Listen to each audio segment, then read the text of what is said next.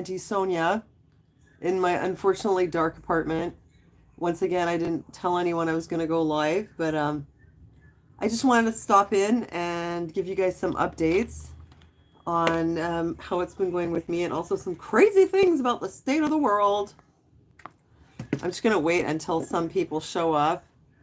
I'm pretty sure that some of you are going to join me. Just plug it in my phone here. I know, it's like the worst thing is to show up here without telling anybody that you're showing up. Wait, let me fix my chair. But I'm here. Oh, hi. Okay, somebody's there. Hi, guys. Sorry, I know I'm doing it all wrong again. I'm going live totally spontaneously late at night with horrible lighting. I'm just doing everything wrong, but I don't think it really matters. I just want to stop in and say hi to you guys, give you some updates, see how you're doing, talk about a few things that are going on in the world, which is so nuts. And actually over there on my laptop, hi Holly, oh happy to see you. See over there, see that little laptop over there? That's my editing program. I actually thought that I would be posting a regular video like the kind I used to do. Thanks, Holly. Hi, Laura. Like, I made a video and edited it, and it's still sitting there because this is why, like, I don't even want to. It's kind of like not worth the stress. I am gonna do it, but sometimes it feels like it's not worth the stress because the way the guidelines are and the way they change. As a person on the autism spectrum, it was always hard enough for me to begin with to figure out what is or isn't appropriate. And now with like the guidelines changing all the time, every time I make a video, I have to watch it, then I have to rewatch it and think about whether anyone could take something the wrong way, and then re-edit it, and then watch it again, and then think about it for another 12 hours, and then sleep on it, and then edit it again. I mean, really, yeah, it's crazy. Hi, Kukum. Hi, Bella. How are you doing? I hope things are going better for you. Hi, Nikki. Hi, everybody. Do a dance. I got a back problem. I don't think I'm going to do a dance. No, well, it's just, like the whole COVID thing had been a really big issue. I mean, our lives have kind of revolved around it in the last couple of years. And it's not like I don't know what no, I don't have OCD, thanks. I have autism. So, yeah, it's not like I'm not following new developments with what's going on. But it's like I'm not even going to talk about it because they take everything the wrong way. Basically, I was following what happened in the European Parliament.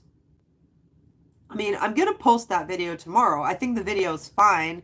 I didn't go against any guidelines in it. I'm very careful not to. But I feel like on top of not going against the guidelines, I have to like post something in the video pointing out that I'm not going against the guidelines. Otherwise, they might interpret it like I am. But I mean, really, I just don't even know. I don't know where they would get it from.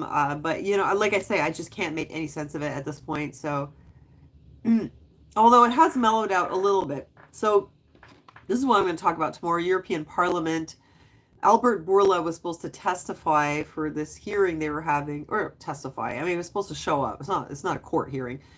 And he was supposed to discuss, but he didn't show up, and he sent this woman, Janine Smalls, in his place. And then she was asked certain questions by a member of parliament, a Dutch guy whose last name is Roos. And her answer was so bizarre, like who could possibly make sense of it? But basically the answer was in the negative to the question that she was posed. I know that sounds cryptic, but I mean, you guys have probably heard of this story, but I will go into it more tomorrow. And the question, it had to do with the passports and what information they had before they rolled out. And I mean, listen, you guys, seriously, I'm just going to put it in the video.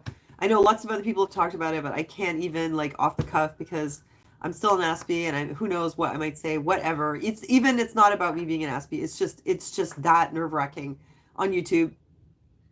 But there is something I did want to talk to you about, which I think it's safe for me to talk about. I mean, can you imagine though? Like, I mean, I can't understand. I can't make any sense of it. Can you guys believe like what I'm dealing with here? It totally stifles your creativity, your ability to just like say what's on your mind. I don't know how anybody does it at this point. Honestly, I hear people on YouTube like talking about stuff, and I'm like, how did you figure out that that was okay to say or that that wasn't? Like, I really don't know anymore. It's totally screwing with me. So, I wanted to talk a little bit about the whole Russia thing, which it might seem like, oh no, Sonia, don't go there. Um, but I think it's okay. What I wanted to mention, which was, you know, what they had said about the reason they were going in. Hold on a second. Let me take some vape. And please, guys, tell me what's going on with you. I don't want to be the only one talking here. I never really talked about it because that was another thing that came up in the guidelines. Like, you're not allowed to talk about the war or something. I don't know. Um, but in the beginning, you know what Russia had said? What was the reason why they were going in to Ukraine? That they were going in there to save the Ukrainians. And I think a lot of people believe that. In the beginning, I was like, well, I don't really know what's really going on. But after thinking about it for a while, I realized that whatever Russia's reasons are for going in Ukraine, it can't just be to save Ukrainians. There is no way.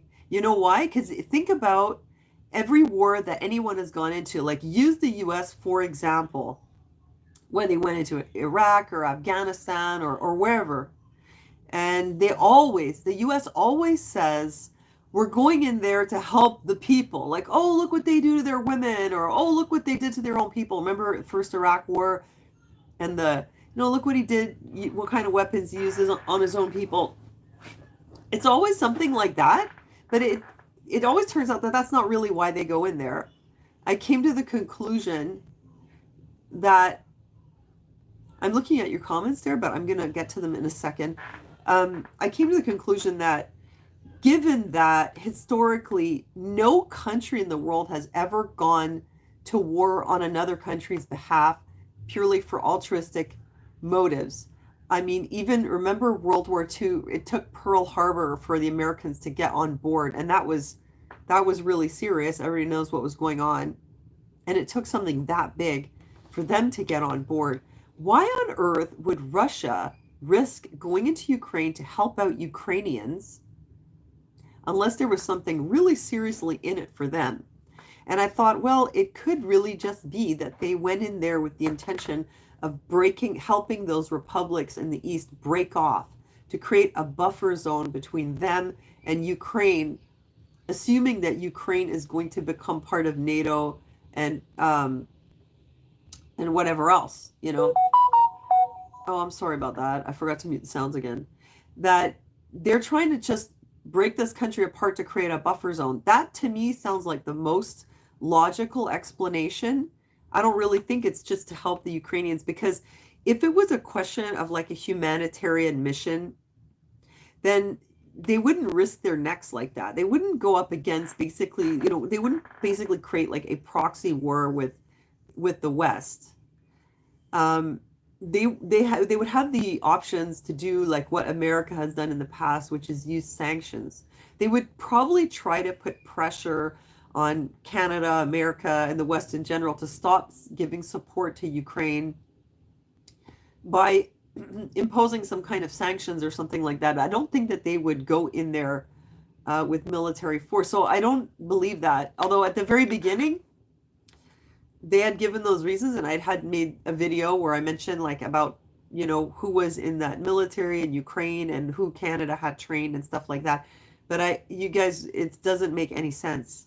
It doesn't make any sense at all, And then I thought, okay, this whole thing with pipelines getting blown up, nobody knows who blew up the Nord Stream pipelines, but a few years ago, apparently an unmanned underwater vehicle had been found with explosives on it, and apparently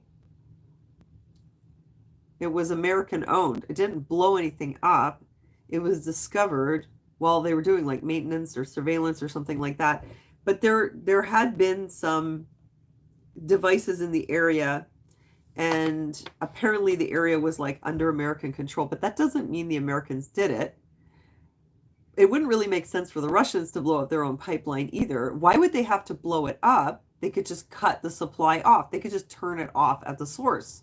So if the thing is that they want to make it that the West can't get their energy, they don't have to blow up their own pipeline. They can just turn it off. So now I don't know if you heard, but there's another pipeline.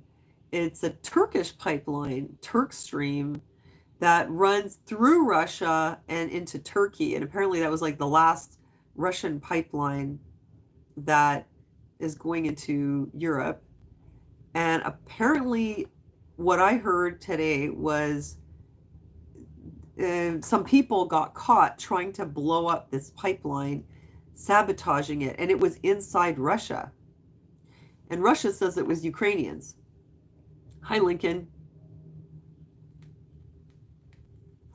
So we don't really know still who blew up the other one, but Russia is saying that the people that they caught inside Ukraine right now trying to blow up the Turkish pipeline were Ukrainians, which makes sense. They're at war with Ukraine.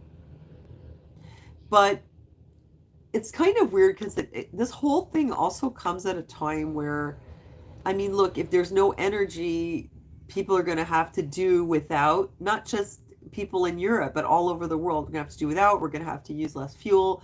Going to have to travel less. It's kind of weird that this comes on the heels of us having lived through 2.5 years of already having some restrictions, you know? It's like it doesn't go from 0 to 60. It's like it's been a couple of years and then come in all these shortages when people are already kind of used to living with a lot of limitations. So, I mean, geez, I don't know if I can say what it is that I think. Do you guys know where I'm going with this? I'm scared to say anything. I don't know what the rules are. Like, what are you allowed to say or not? I mean, it's terrible. I can't even speak my mind. I seriously don't know if I mean, look, that's how bad the censorship is. That's how far it is now. That's where we're at. That, like, I can't even say what I really think is going on. But, I mean, I give you some of the pieces of the puzzle. But isn't that kind of weird that it comes at this time? And the other thing is, you know, they were talking about nukes and stuff. And people that I know were like, oh no, the Russians are going to nuke us.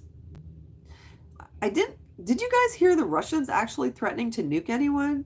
I heard Western media saying that the Americans would be ready with nuclear retaliation or something like that. I'm not really sure that the Russians actually threatened anyone. If they did, let me know. But I'm starting to think that this whole thing comes from higher up. Like, yes, America and the West is involved in Ukraine, and it's more than just about the territory of Ukraine, if you know what I mean. But I don't think that Vladimir Putin is like completely on the other side. I think there's some people that are involved like higher up that have connections to both sides, if you know what I'm saying. And I think that the last thing that would ever happen would be anyone dropping a nuclear bomb. I mean, geez, like, I don't even know how to put this. Man, this sucks. This really sucks. I'd have to like go on BitChute to talk about this or something. But basically, I mean, if this has, oh shit, this is terrible. Like, you guys, I can't even talk about it. I don't know what to say.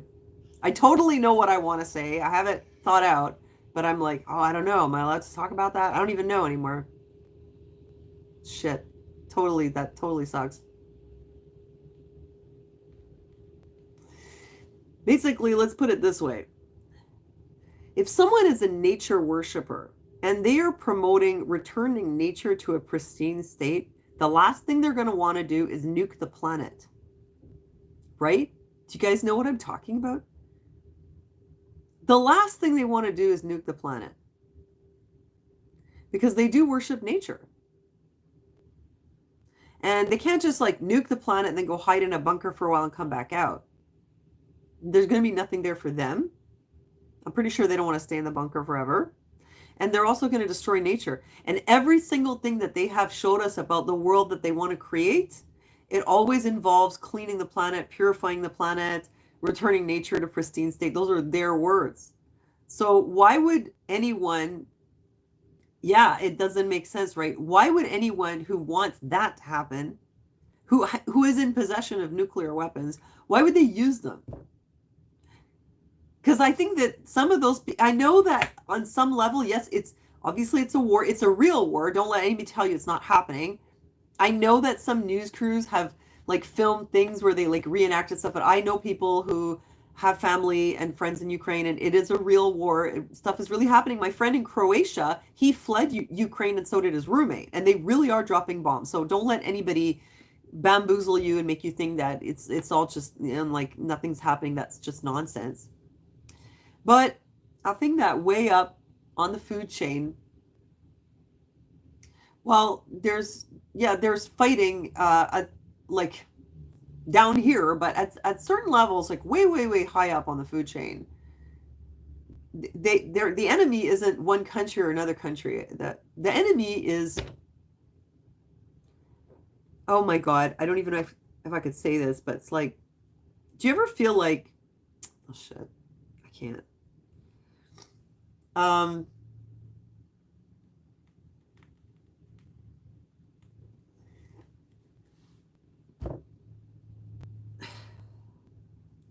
man, this is terrible. Like I can't even.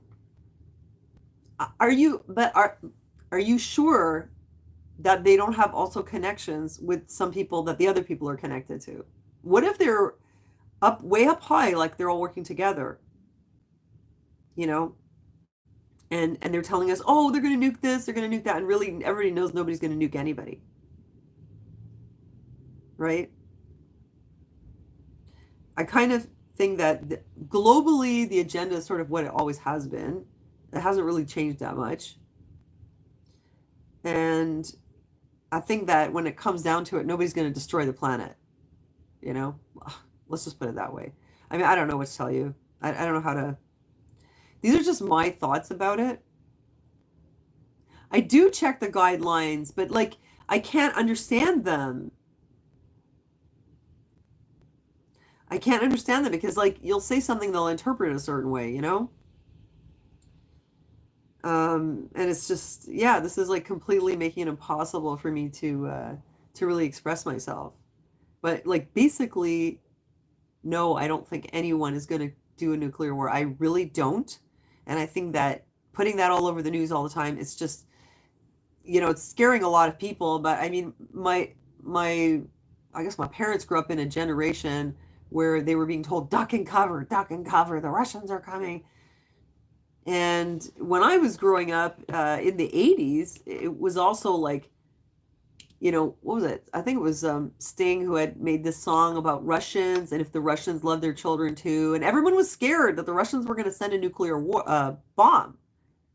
It was a Cold War and it had been going on for a long time. We lived through that. It's been going on for a really long time. And at this time, I really don't think that that's going to happen. They're saying that in Ukraine. What are they saying? They're saying that someone's going to drop a nuclear bomb or that they're not going to do it. I don't think they're going to do it. I refuse to get freaked out about nuclear bombs. I mean, not much thing you can do about it. Well, I heard the aliens turned them off. Also, there's that. Do you guys remember that from like 10 years ago? I don't remember who it was. Oh, it was some guys from the U.S. military who had said that the aliens had like turned off the nukes. Wouldn't that be funny if it turned out like US doesn't even actually have nukes because like they've been turned off by aliens for a long time? I hope I'm allowed to say that on YouTube. I hope it doesn't go against the guidelines. God could turn them off. I don't think it's going to happen. But the energy can be turned off. And that's a real thing that's already happening. It's getting to like a crisis point in Europe, and that's very real. But in a way, kind of funny it comes at this time, right? Because don't you remember that article that I showed you about how we were going to all have, like, this is from our local papers here, our mainstream newspapers here. They were saying that they wanted to have like a carbon credit program where we would have a certain amount of credits, and that it's like that programmable digital currency. Not only that you got your money, but also it's programmed what you can buy with it. So there's only a certain amount of gas slash miles by air or land that you can cover per year. And I remember them saying the distance would be the equivalent of here to Toronto, which is another reason why I took that trip that I did. And, you know, like we'd only have like a certain amount of meat that we could eat, but it wouldn't be like ration cards. It would be like your money has been programmed that you can only buy a certain amount of stuff. This was in our papers. This has been discussed by, you know, ouch, my hip, sorry, the elites, as they call them. Ow. Oh, God. Oh, by the way, I found out what's wrong with my hip. I'll tell you that in a minute. So isn't that kind of weird how things work out? Like, just at a time when they're sort of floating the idea of, rationing and programmable digital currency. It just so happens that there's going to be all these shortages. Like with the price of fertilizer going up, farmers are cutting down what they're producing. And then in some countries, what was it that happened in the Netherlands? The government was intervening and telling them that they can't use fertilizer or they can't produce X amount of stuff. All those protests they were having, basically government getting in the way of them running their business. Funny how that would happen just right after they told us that they were going to ration our food and our energy expenditures. And then pipeline gets cut off. I mean, they could fix it, I would guess. But just so happens, it's all this time. Like, oh yeah, fertilizer plants closing. Like, oh, it's just all sort of like the perfect storm, right? And what do you know? Like, they already have a plan for how to deal with this. I mean, the carbon credit plan that they had sort of like waiting in the wings would maybe work perfectly for such a situation. Not saying that they created this to use the carbon credits, but I mean, it just could happen to be that kind of comes in handy. And everyone's already used to not traveling and maybe not being able to get what they want. Kind of weird. As far as growing your own food goes, you guys, I tried once again to grow my own food on the balcony. This time I took the easy way out. I bought a whole bunch of plants. And it didn't really go that well. I kind of knew this, but I discovered once again that trying to grow stuff way up high on a balcony is very difficult because it's exposed to the wind and the sun.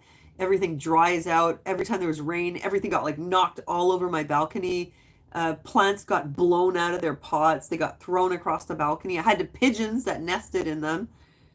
The plant that had the pigeons actually did better because I think the covering the pigeons put, it like created like a barrier from the sun. I let them stay there in case you didn't figure it out. I felt bad. I mean, once they were hatched, I wasn't going to murder them or anything. But the next time I saw an egg on there, I chucked it. But yeah, it's really not easy. My friend Trish, who's been hoodsteading for the last couple of years, she grows a lot of food. And I was like, well, it can't be that hard. But then I tried doing it. And, I mean, I did get some nice tomatoes. I got a few things. My lettuce didn't work out at all. Okay, here's another thing. Eat raw food, says Chase. It's a very nice idea. I used to eat a lot of raw foods.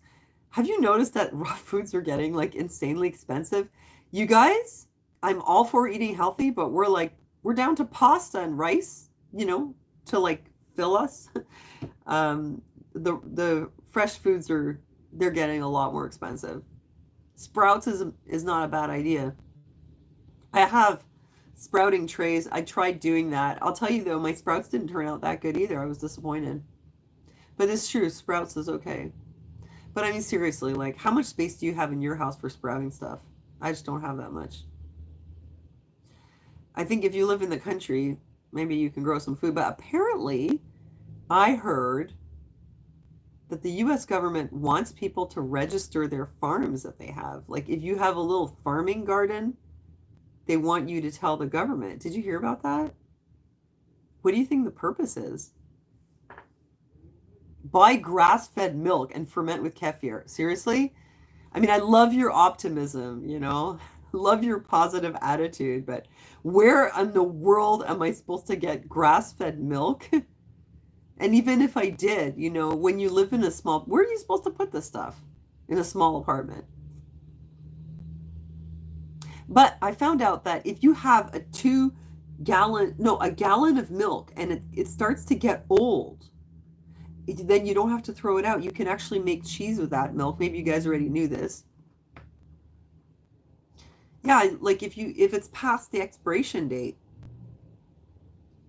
you can take that milk and you bring it to a boil and then let it cool down again, and then you add like vinegar or lemon juice. I've heard also magnesium chloride.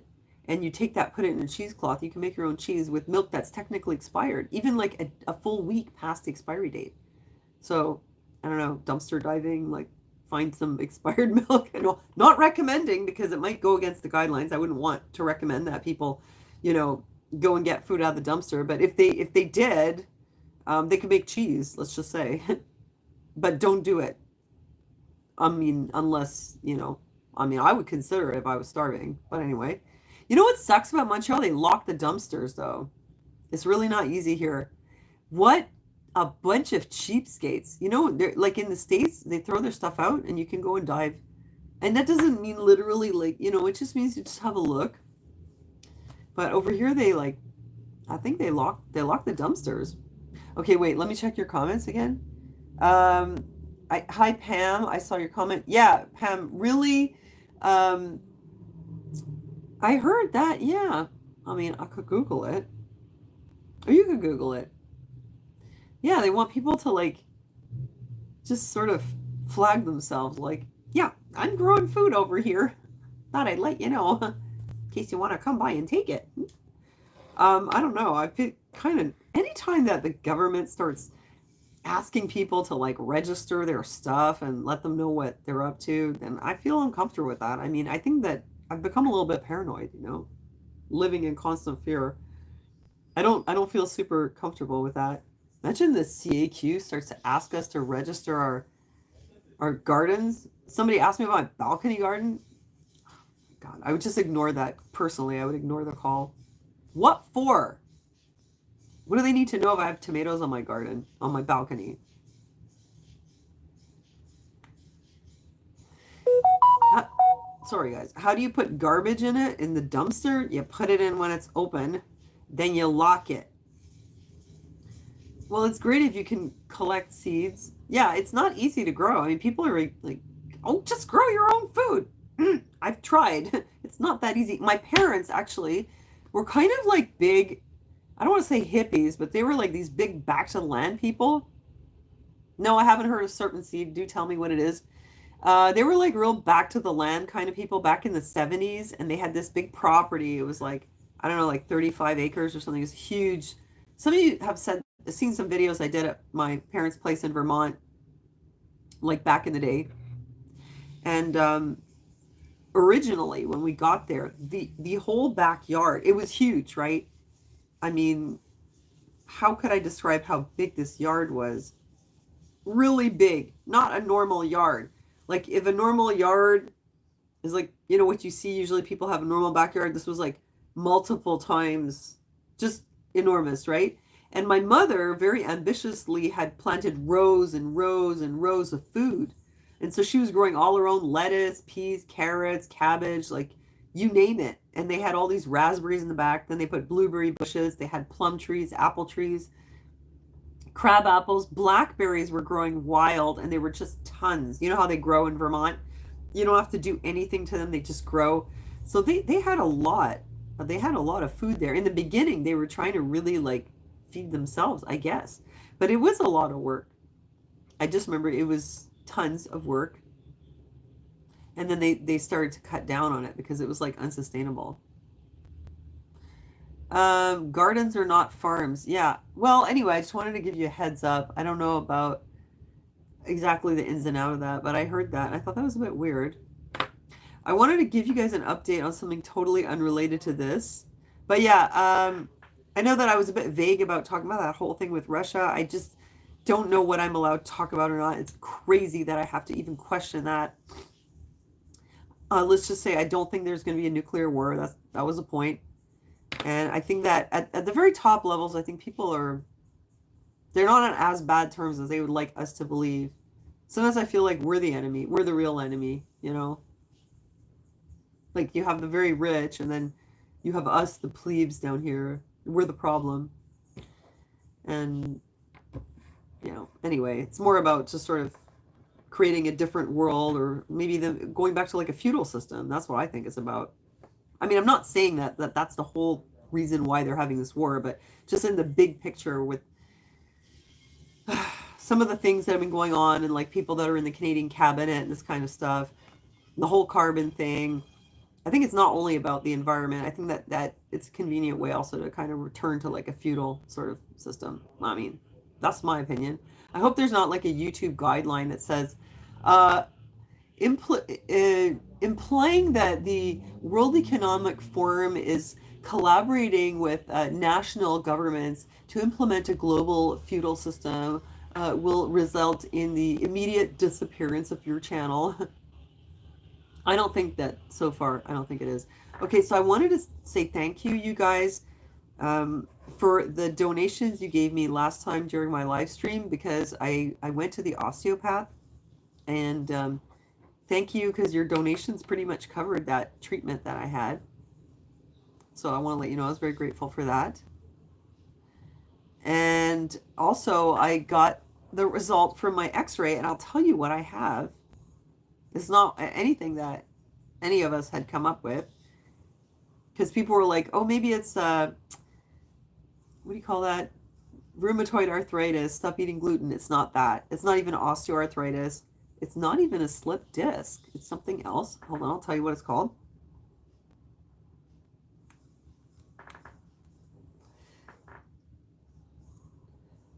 Spondylotic anterolisthesis.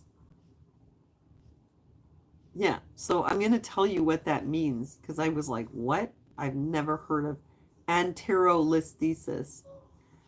Anterolisthesis is a type of spondylolisthesis which occurs when one of the spine's vertebrae slip out of position. So I think that's kind of like, it's not dislocated, obviously, but it's like a subluxation of one of my vertebrae. It's not the disc. It's the vertebrae in my back. Anterolisthesis refers to anterior forward slippage of the vertebrae. When a vertebrae slips backward, doctor called the condition retrolisthesis. So one of my vertebrae has basically subluxated really badly towards my spine. That's so scary. I'm walking around like that. Now I'm like, oh my God, I hope it doesn't move anymore. Holy crap. And it's weird too, because when I read the, no, it's not ankylosing spondylitis. It's anterolisthesis. It's basically a vertebrae that's moved. And I do get subluxations. I've had it up in my atlas at the very top here, base of my skull, top of my neck. And I've had it with other things like my knees and stuff like that often. But this is kind of weird, because it's like, oh my God, it's like my vertebrae is out of place. Holy shit, how am I walking around like that? No wonder it hurt. And apparently can like pinch your spine. And the reason for it, they say it's it's not inflammation. Like it will cause inflammation because it's out of place. It'll cause the area to inflame. But inflammation doesn't cause it, and it's not even like a degenerated disc. Although one of the discs is mildly degenerated, no, compressed, you know. It's caused by an injury. They said either like a trauma or heavy lifting. And the only thing that I can think of that I've been lifting that's really heavy in the last 20 years is Aaron's wheelchair. Because even when I go to the gym, I didn't do any kind of like heavy lifting. And anyway, this didn't happen while I was on my vacation or when I was at the gym. I mean, it probably was already shifted. But I can't lift this chair now, so I feel kind of useless. But apparently, like lifting heavy weights, like weightlifting, but I didn't do weightlifting. I did like weight training with like little weights. Weightlifting is like rah, you know. I didn't do that, but I do lift his chair, and it's really heavy. It's like a tank. And you guys have seen, if you saw the video where I took him to get a new chair, and like I have to lift it and put it in the back of the car. And I'm kind of wondering whether it's like related to that or not. It could just be because I have hypermobility issues and my spine just sort of went, like just moved. basically. Um, yeah, because also my vertebrae, some of them are shifted this way and some of them are shifted this way. So my spine is like bulging on one side, bulging on the other side, and then below that it's slipped out forward. I mean, my whole spine is like not held together very well. Anyway, I did go see the osteo, and it is better. Sorry guys, sorry about that. Yeah, you saw me lift the chair. It is really heavy. I'm kind of thinking like I probably shouldn't be doing that, but I mean, who's gonna do it?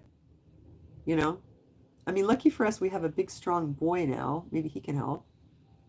But I'm kind of like, I don't want it to go out of place more. What do you do about it? I don't know. Basically, they say they can do surgery if it's really unstable, but that's kind of a last resort to sort of pin your spine to hold it into place. But I don't want back surgery. Other than that, I think no, it's not a DNA degenerational issue. I have a hypermobility issue, which is like bad collagen weaving, so they're not like woven tightly. They're woven all sloppy. And I've been like that forever because I was always like hyper flexible. And it's just as you get older, yes, Rh negative. I guess as you get older, these kind of like this hypermobility, like it causes more problems. But I was always like that.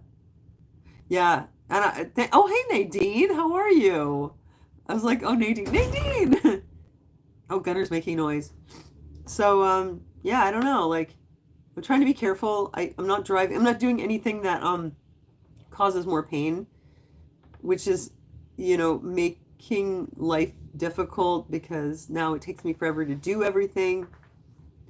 Because I'm doing it on foot. And like somebody just said, raw milk helps the joints. Oh, hey, thank you for the super chat, High Speed Drifter. Thank you. Would I ever go to a chiropractor, High Speed Drifter? Yeah, absolutely. I would go to a chiropractor. The only reason I didn't go was because nobody knew what was wrong with me, and they thought it could have been a herniated or a ruptured disc. And if you have a herniated disc, and chiropractic might be a little bit too much, so I went to the osteo because the osteo said to me like the osteopathic treatment is more gentle. But absolutely, I would go. And now that I know that my spine is completely like out of alignment, like really crooked, yeah, I'd like to go to a chiro. If once I know it's safe, I would go. What's this? I've never heard of so much hypermobility as I have in the last 10 years. Probably because of the internet. Because I never heard about it before. And the thing is, a lot of people like myself, we didn't know what was wrong with us.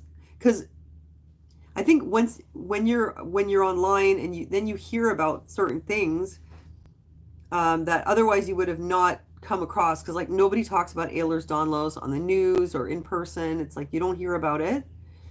And once you understand like what you hear about it and you understand what the symptoms are, and you're like, oh my God, that's what's happening to me. But you don't have the whole thing. You don't have like all the internal stuff.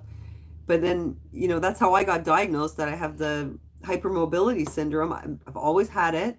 It always existed. I just never knew. It's just like we didn't know about autism, Asperger's. It just, when I was young, kids got labeled, but they just got labeled as like, you're not living up to your potential. You don't listen. You're disobedient. You're disrespectful. You're not trying. You have a bad attitude. So they got labeled anyway. They just didn't know it was like a developmental disability. Yeah, Pam, I'm glad it's not herniated too. Like I think that would have been even more scary because the discs are like very soft, gummy material, and to imagine it's like squished and herniated, it's like you can't fix that. At least with this, you can stabilize it, and then you have to do certain kinds of exercises to stabilize the spine. So, but I got to find out what they are. Otherwise, I could do it all wrong. But I don't know what set it off. I don't know what it was. Like, was it the walking, or was it the plane ride, or was it something I did when I got back? I really don't know. Who's Rh negative here? Yeah, I am. I've told you guys that.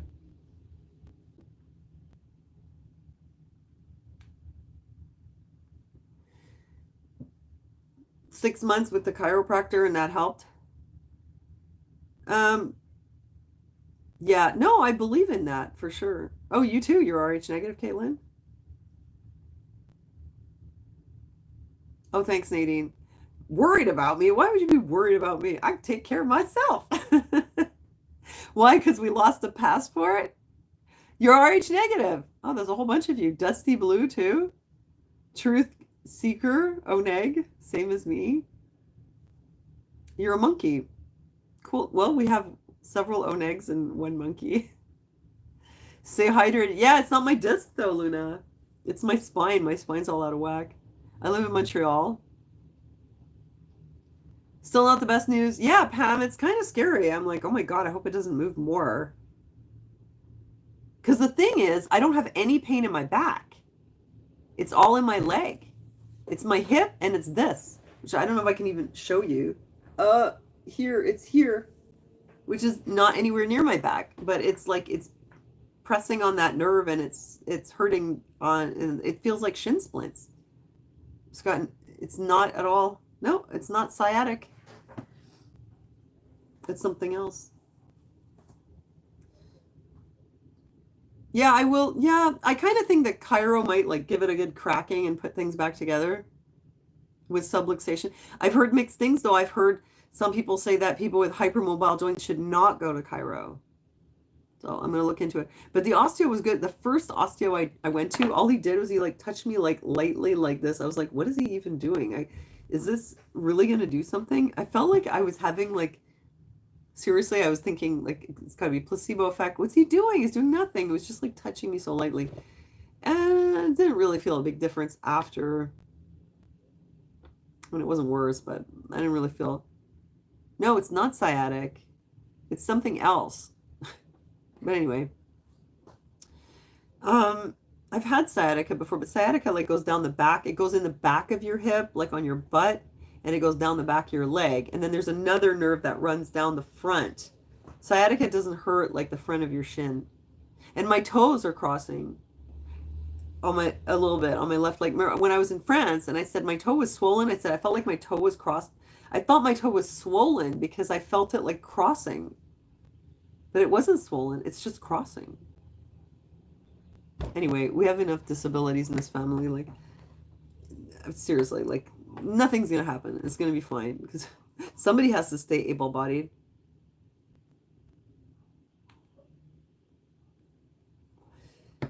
Trace minerals and magnesium, those are all really good for your bones, but if the problem is your connective tissue because of a genetic condition that causes it to not be woven tightly, you cannot fix that with taking any kind of mineral.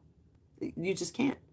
I mean, it's like, you know, some people have like thick curly hair like my son. Some people have like thinnish wavy hair. There's nothing that I could take that would make my hair like my son's. Like, it's just a different composition, basically.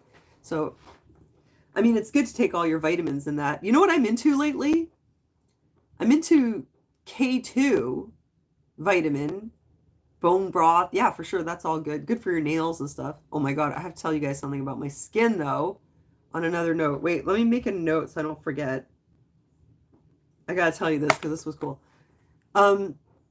Yeah, I'm taking natto, like the K2 that comes with the vitamin D.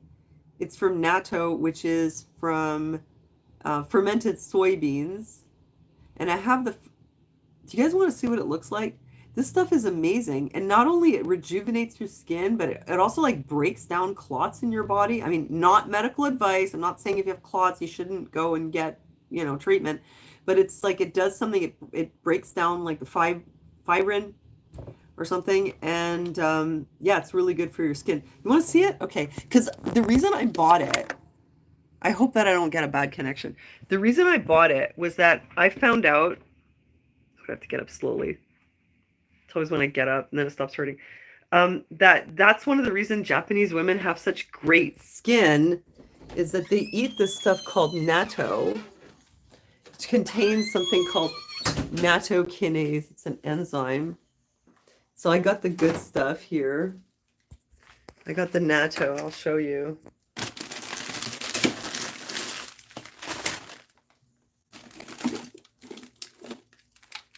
See that? It's a little pack like that and it's frozen. Oops, my little fridge. Everything's gonna fall out. Wait, did I show you that long enough? Did you guys see what it looks like? Sorry about the mess. Okay, you see this? See, there's like a little pack in there, but I have one that I opened. This stuff is dynamite, man. You guys look into what it does. Fermented soybean natto. Go and check it out. Just Google it. What does it do? I have one here that I had started. Here, I'll show you what it looks like.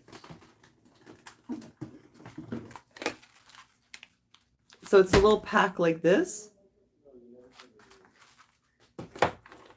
I'm looking at your comments.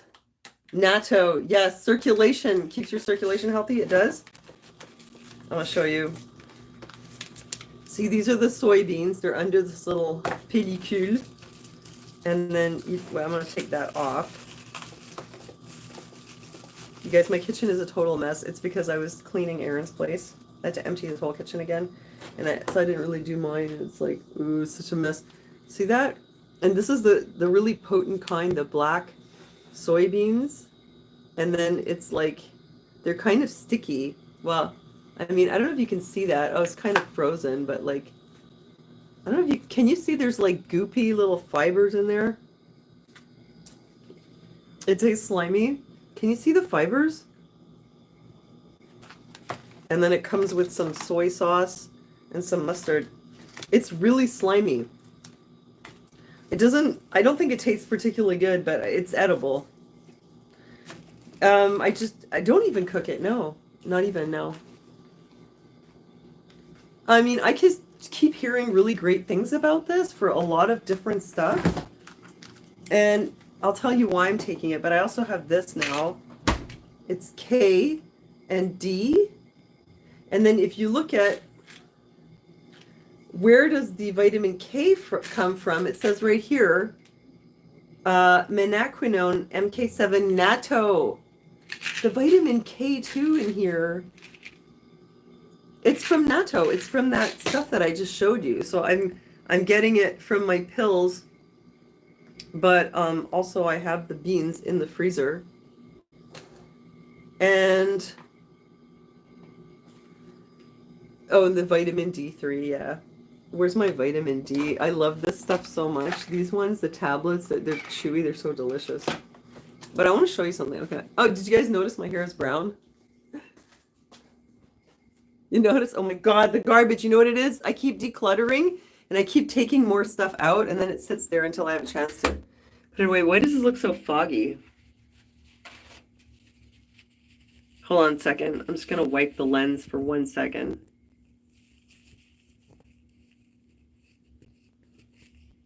Yeah, you like the brown hair? You won't believe, you know what I found? I couldn't believe this. Where is it? Oh my God, my apartment. Manic Panic. It's brown. They have brown Manic Panic, and this one's called Cattail.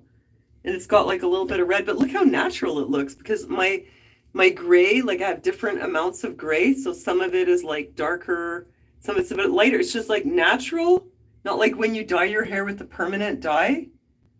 Yeah, I colored my hair. Yeah, like, you know, when you use the permanent dyes and your hair is like one solid color. Look at this.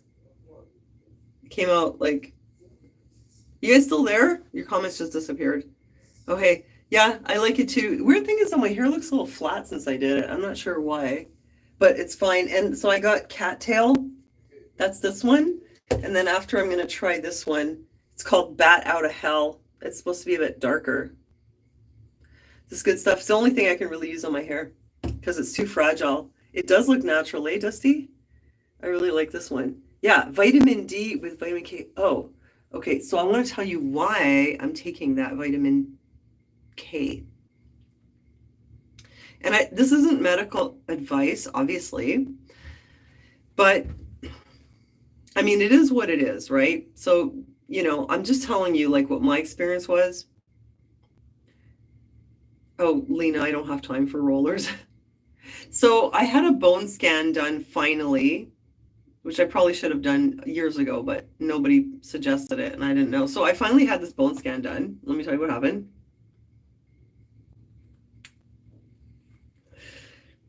Um, so they said that I had lost some bone mass.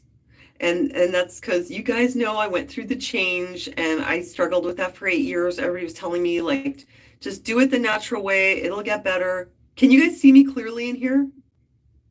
Tell me if it's all blurry. And, I just kept listening to people telling me it's going to get better, you're going to get through it, you're going to be fine. I did that for 8 years. It never really got better. I had a horrible time. Okay, great. And finally, I went on the HRT, which was really good. I'm really, really happy I did. I felt so much better and it's like I could move on with my life. But what I found out afterwards from the channel called Menopause Taylor was that's Dr. Barbara Taylor. I'm 51. Barbara Taylor, she explains that when you lose your estrogen, it's like if you lost another hormone in your body. Like it's necessary for your body to function properly. Some people apparently produce enough estrogen from some other part other than their ovaries, like I think the gut, apparently. Some people do produce, like women, I guess, pretty small amount of estrogen even afterwards, and that's enough to keep their bones going and all this kind of thing. But I apparently don't. Maybe that's why I had it so rough. So what happens when you lose your estrogen is, number one, your brain shrinks. I did not know that, but apparently you will lose some brain function. I'm pretty sure I lost quite a few IQ points. It's okay. I was kind of like too much of a nerd before, so I'm just more like a normal person now. It's okay. But I definitely like lost a bit of something. And also you get the belly fat, which increases your risk for cardiovascular issues. But also, you lose bone mass. And that's why older women get osteoporosis. Like, that's one of the reasons.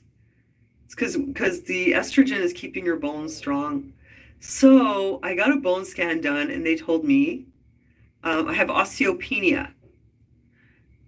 Yes, natural bioidentical. That's what I did. Where is it? It's this one.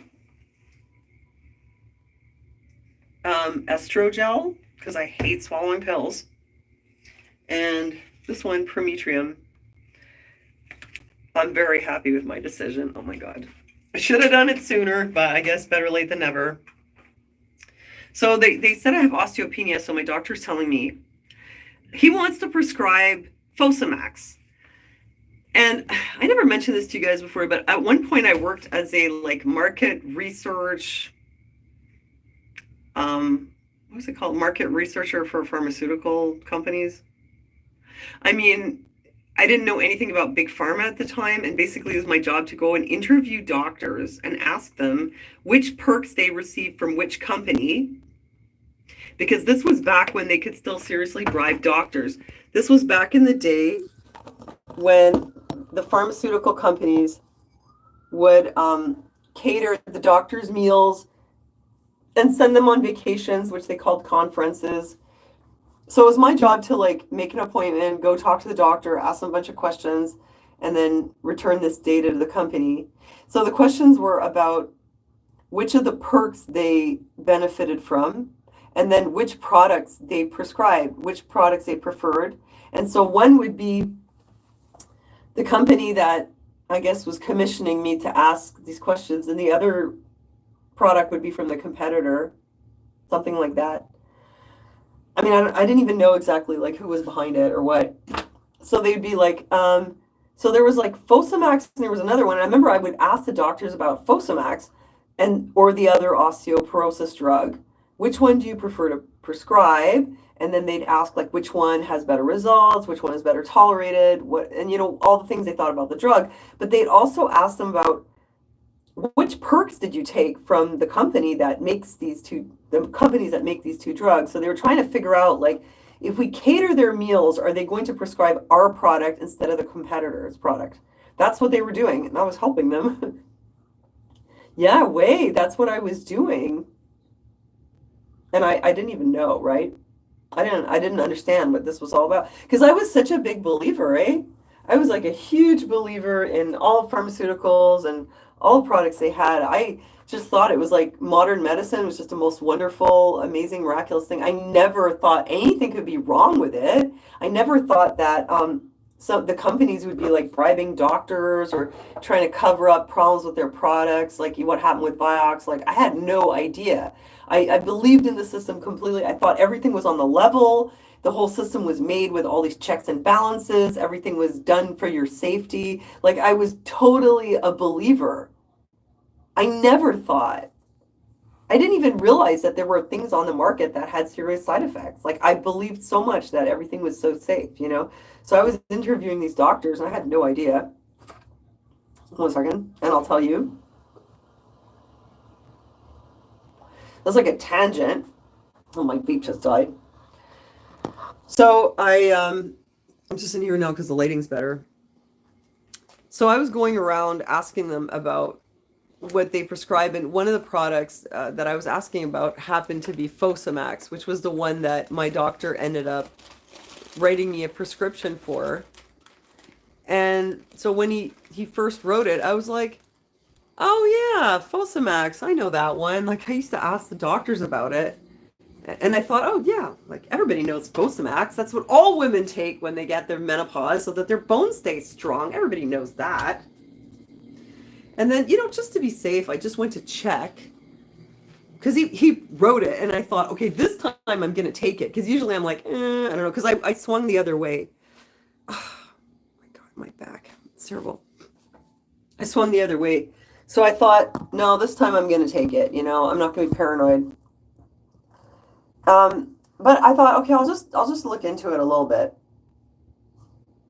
A freaking American, no, this is just like regular vape. It's just nicotine. For my ADD.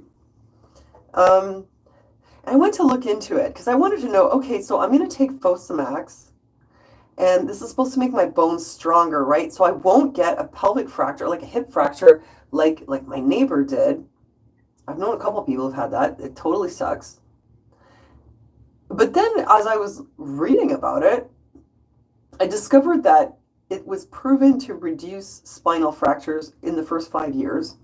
Although they said I had low risk of spinal fractures, so I was like, okay, well, I'm not really worried about spinal fractures right now anyway.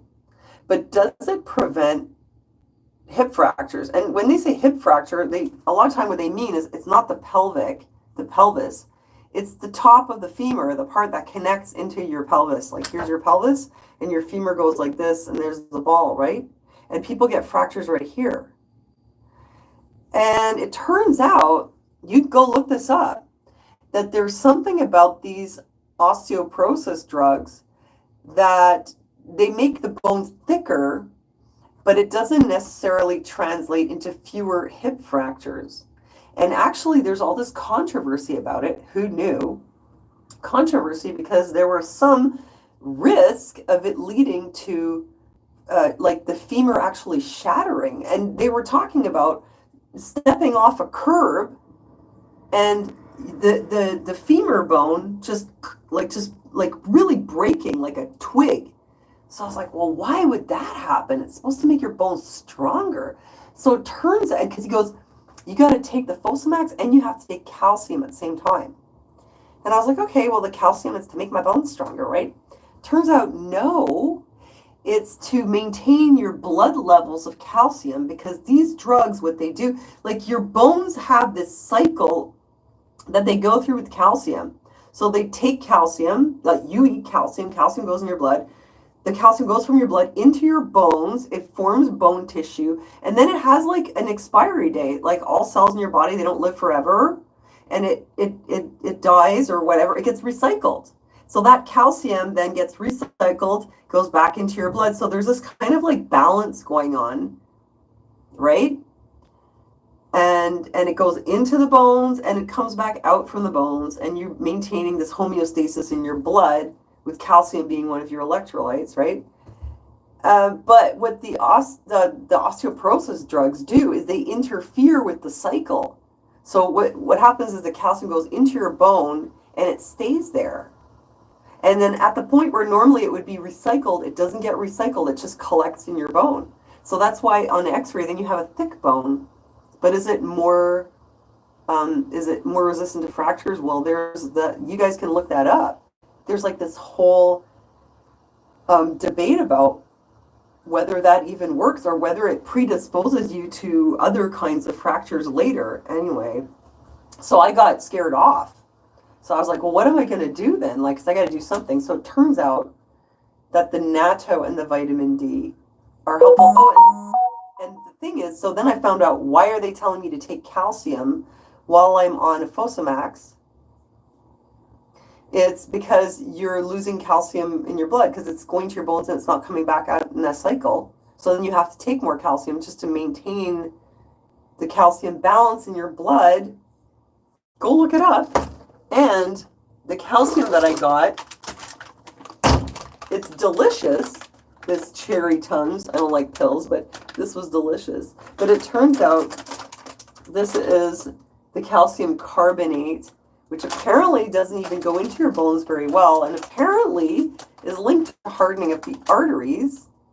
So calcium ascorbate is supposed to be better for you as far as your bones go. But I didn't know. Nobody said anything, so I just bought this. Oh, it has aluminum, but they're so delicious.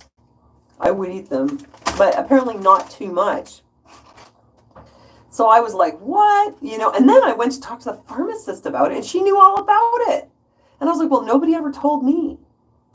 So then I looked into, well, what else can I do? So they said weight-bearing exercise and calcium ascorbate and vitamin D and vitamin K2, and that's the natto. And so that's where the natto came in. So I was looking into natto and I found out it's good for your bones. It's good for a lot of things. It's also good for your skin. So here's the other thing I wanted to tell you. Yeah, I'm going to keep taking the natto. Okay, so you guys, like, people keep asking me how old I am. And I keep telling everybody I'm 51. You know, something really weird, eh? Something that I noticed. At first I was like, nah, I'm just wishful thinker. I'm imagining it or whatever. No, I'm not imagining it. I know what it is now. When I was in Europe and I met people sometimes and I don't know, the subject came up like, oh, I'm doing my retirement travel. And they're like, you're too young to be retired. And I was like, well, I'm not that young. You know, I said, well, I'd rather do it now at 51 instead of 65. And they're like, what, you're 51? You don't have any wrinkles. And I'm like, I'm saggy, like, look, my eyes are, I didn't tell them that, but I'm thinking like, oh yeah, I'm 51. But then I realized, actually, wait, it's true though. Like, hey, I don't have any wrinkles. Like, I really don't have any. Okay, so the natto is supposed to help with that, but I don't think it's the natto. Do you guys notice that? Like, I don't even have crow's feet. There's no filter. And I found out what it is. Not to say, like, it's perfect, but yeah, like, I don't really have wrinkles. Because I thought, by the time I'm 50, 51, I'm going to start having all kinds, right?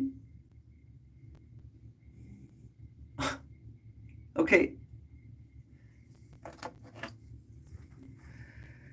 I mean, I remember when I was 47, and Gunnar had a school friend. Okay, I'm going to tell you. He had a friend who's, well, the crepe around the eyes, yeah, but only around the eyes. Gunnar had a friend whose mom was 51 and I was 47 or something like that. And I remember looking at her and being like, oh my God, I'm going to be like that in a couple of years, because it was like those deep, like, and I saw it starting. It's like your pores start to kind of line up, like your pores are turning into lines, like they're all lining up. So I noticed that, like, where are the lines? Like, and I want you guys to see this. Okay, there's like a tiny bit of a line here. See that? There's like tiny bit there. And around my eyes, like, okay, yes, my eyelids are like droopy, whatever, and I have this here. But there's no crow's feet and there's no lines here. There's like basically no lines. So I have the baggy eyes that I always had, and I have the jowls. So I think I know what it is, and the reason I found this out was because YouTube recommended this video to me. It's this plastic surgeon guy. I forget what his name is now.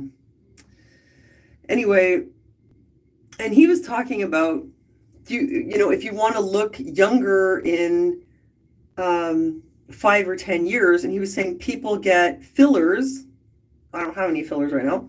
He says people get fillers and it plumps it up and they look better now, but then down the road, you're still aging. And he said that you could use what do they call it? The calcium-based one. What's that filler that it's with the calcium? Anyway, there's a filler that people can use that it's like it lasts longer. But he said it makes you produce more collagen. But he said the other thing was PRP. Do you guys remember when I went to Mexico? You remember when I was into derma rolling? And I had those little rollers and I'd like roll it on my skin at home.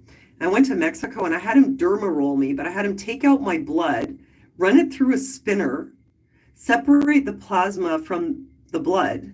Then they put the plasma on your face and they derma roll it or they derma pen it. But this doctor also injected it. And so apparently, like, you lose fat and, I don't know, collagen. You remember that. So I did it once the first year, and the second time I did it twice because it was seriously cheap in Mexico. And I didn't want to, like, get fillers or whatever. And I did it, and it was like, yeah, it kind of looks like a filler temporarily, but it's not like a big dramatic result. But you know what? It turns out when you do the PRP, it takes years, but over the next 5 years, it's working. It's like giving you more and more effect. Because I thought, for sure, my skin's going to get wrinkles within like the next few years. I mean, I haven't been to Mexico since 2018. But surprisingly, I have less wrinkles now and I can see that because I used to have like lines here. So I'm telling you, like, I did that. I did the PRP injections. And I still like literally don't have wrinkles. Yeah, you guys, I think, and it's cool because it's like you see the effect down the road. It takes years for it to really, become noticeable. And then this year I think I'm like, yeah, it's weird. Like, not to say that I'm not aging, obviously, and I'm a lot heavier than I was. That's also aging. That's, the hormones and everything. But yeah, wrinkles wise, like, I think that I found the Holy Grail. Seriously, guys. It was the PRP. That's what did it. I'm pretty sure. That's my secret. Yeah. I wonder if I could figure out what was the name of that guy's channel. You know what? Things like lasers and all that, they work, but apparently, yes, it's like temporary or it's on your skin. The thing with this is what it's doing is it's making you regenerate. Yeah, it's a vampire facial. It's your own blood, so it's completely natural. You're not injecting artificial fillers. It's not Botox. It's training your cells to like regenerate. And then you see that down the road. They do PRP for sport horses' leg injuries. It speeds up recovery. Interesting. Yeah, it makes you stimulate collagen. Isn't that amazing? Because I'm not really down with like fillers. I mean, I've done them before, but I'm never really happy with the results. I had them done under my eyes a long time ago, like before I even had Gunner, and I got like puddles. Like I had a bad reaction. I got puddles and like bunching and all kinds of stuff. I mean, it works for some people. I'm not knocking fillers, but I did it in my cheeks like 15, 20 years ago, and I did it under my eyes. I did it on my lips twice. I wasn't happy with it because each time it changed the shape of my lip. So, I don't know. Not thrilled with that, but I really like the PRP, and I think that's really what it is. And I keep telling my friends, try the PRP. You're spending so much money on fillers. Do the PRP. Do it 2 or 3 times and like wait 5 years, and your skin, like the wrinkles are like, they start to like plump up from the inside. And the other thing is the LPG that I keep telling you guys about, that you can still get a sample treatment from Olga. I keep meaning to remind you that in case anybody hears. In Montreal, Nadine, I don't know if you're still there. Are you still there, Nadine? She's probably not there anymore. Waste your money. It's not a waste of money. I mean, how much money do women spend on their hair, their clothes, their nails, their makeup, all kinds of stuff? We don't, that's not, I mean, why not PRP? You know, I do my hair myself. I don't get manicures. Why not do a PRP? To me, it was absolutely worth it. Because look at my skin. I'm 51, and look what it did. Not a waste of money at all. I feel a lot better like that. You think I'd feel better if I had all kinds of wrinkles and whatever else, you know? Not really. It's not exactly a morale booster. Was it painful? I hate having blood drawn. I hate it so much. I'm terrified of needles. I faint when I get a blood draw. I have to always do it with the phlebotomist in the special room. Yes, it's self-care. It's not a waste of money. But no, it didn't hurt. When they did it, not really. It wasn't about I would totally do it again. 100%.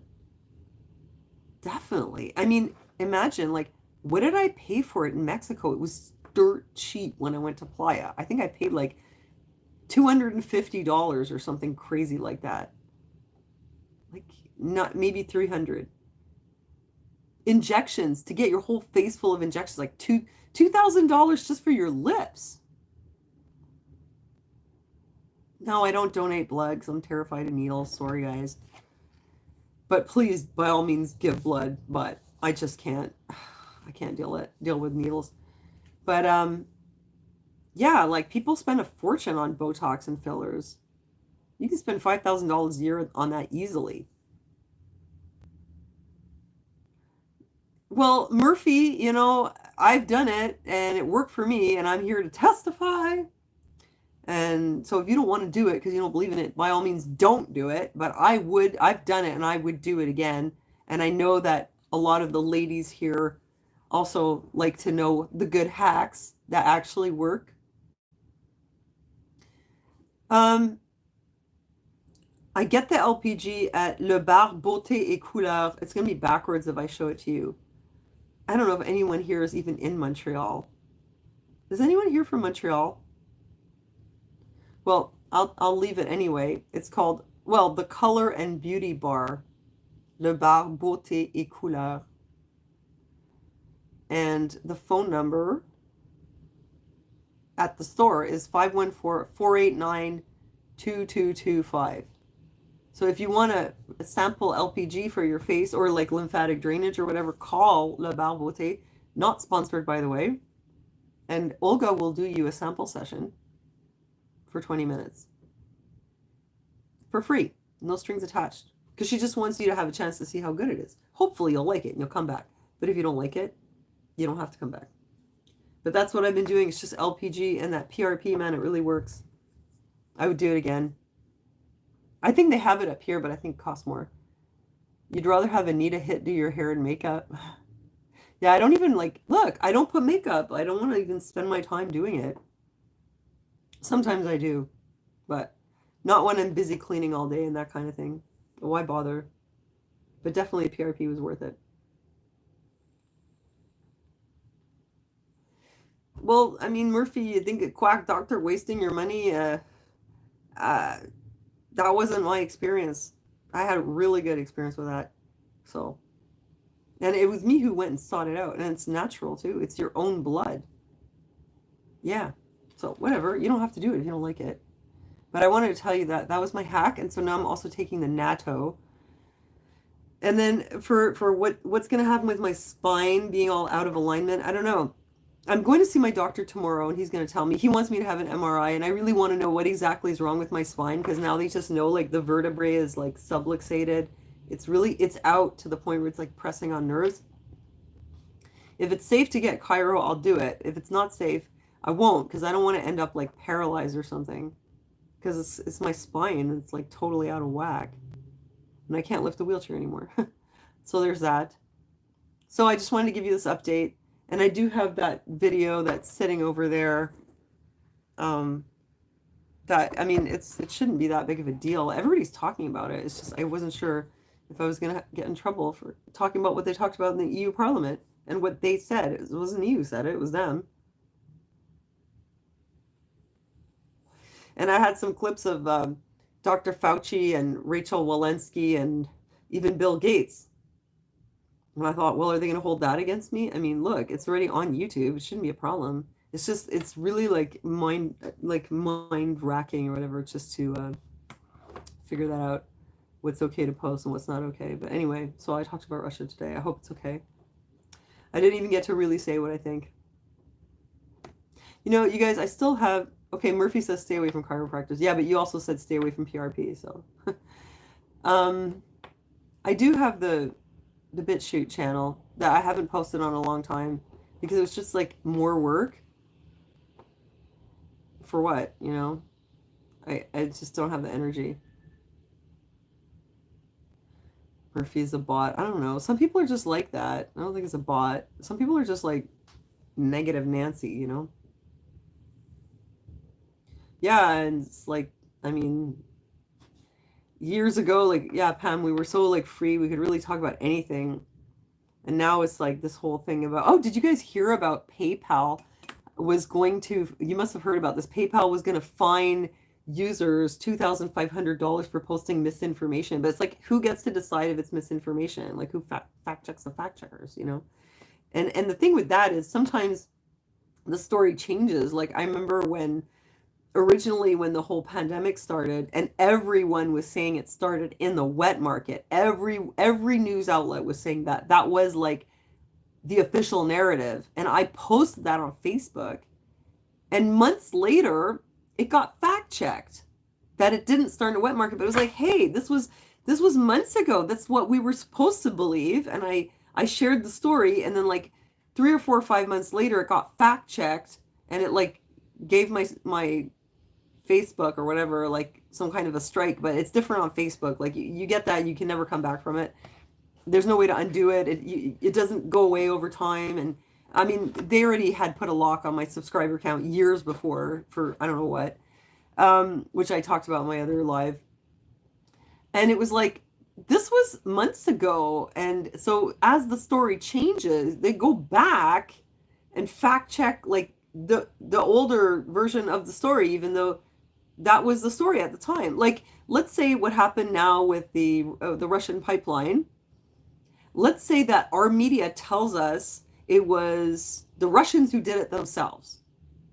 Okay? And everybody's saying, oh, intelligence is pointing to it was the Russians who sabotaged their own pipeline to blame it on the Americans or something like whatever, hypothetically, right? So people share the story, and then like 2 months later they're like, actually no, it was the Ukrainians who did it, for example. And then they go back and give you strikes for when you said it was the Russians, but at the time that's what you were being told. That's what's happening. So how's PayPal gonna like decide what's misinformation? I mean, and sometimes like even you post something from the Beaverton, which is clearly satire, it can get flagged as misinformation. So I mean, that's just really like a dangerous amount of power to give yourself. And they decided that they would fine their users for posting misinformation or hate, $2,500. And then they changed their mind. I mean, apparently it got leaked before it was officially, broadcast, and lots of people deleted their accounts. I mean, for some people who like do business online, it's not so easy to just delete your PayPal, though.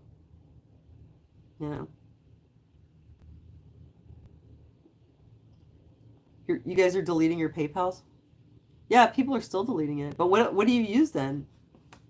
What do you use? Because a lot of the platforms that are out there, they only work with PayPal. It's like an octopus. You can't get away from it.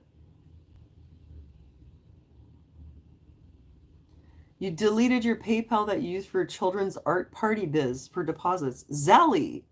Interesting. I'll take note of that.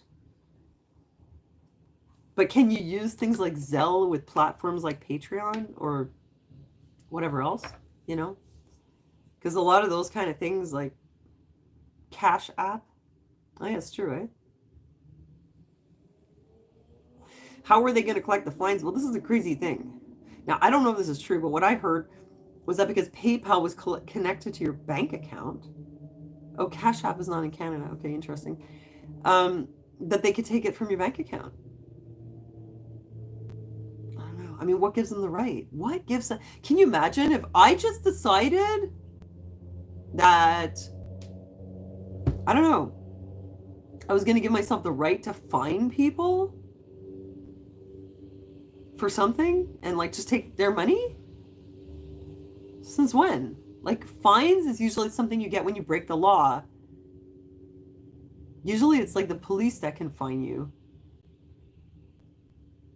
I haven't heard of like a penalty. What, like, since when do people just fine each other? Isn't that called suing? I just don't know. How would they even have the right? So it's kind of a free for all. Like, if you own some kind of a platform, you can just. Oh, Venmo is owned by PayPal.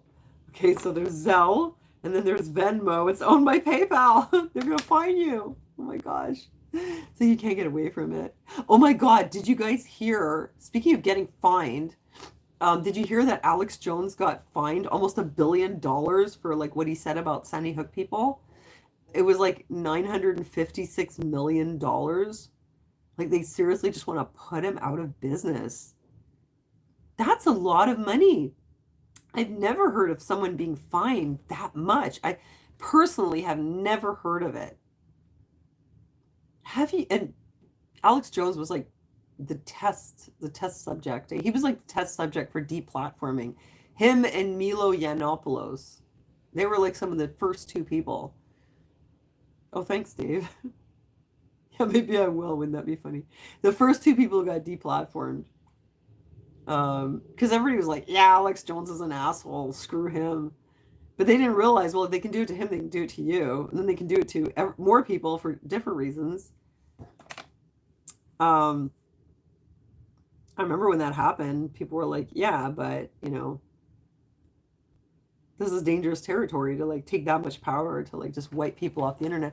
But, you know, he's one of these like very, a big go-getter. You know, he wasn't going to let that stop him. There's tons of sites that have been deplatformed officially, but they just go and publicize themselves on other sites. You know, they use other social media apps. They stay off the big ones like Twitter, Instagram, and Facebook, and they go to other ones like MeWe and WeChat or whatever, you know.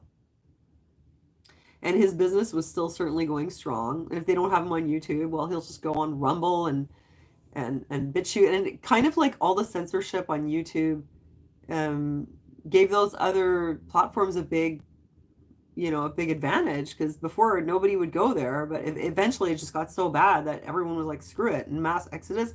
And now those companies are doing really well, because for like 10 years we were on YouTube and we're like, man, isn't anyone ever going to make a decent alternative to YouTube? And then finally it happened.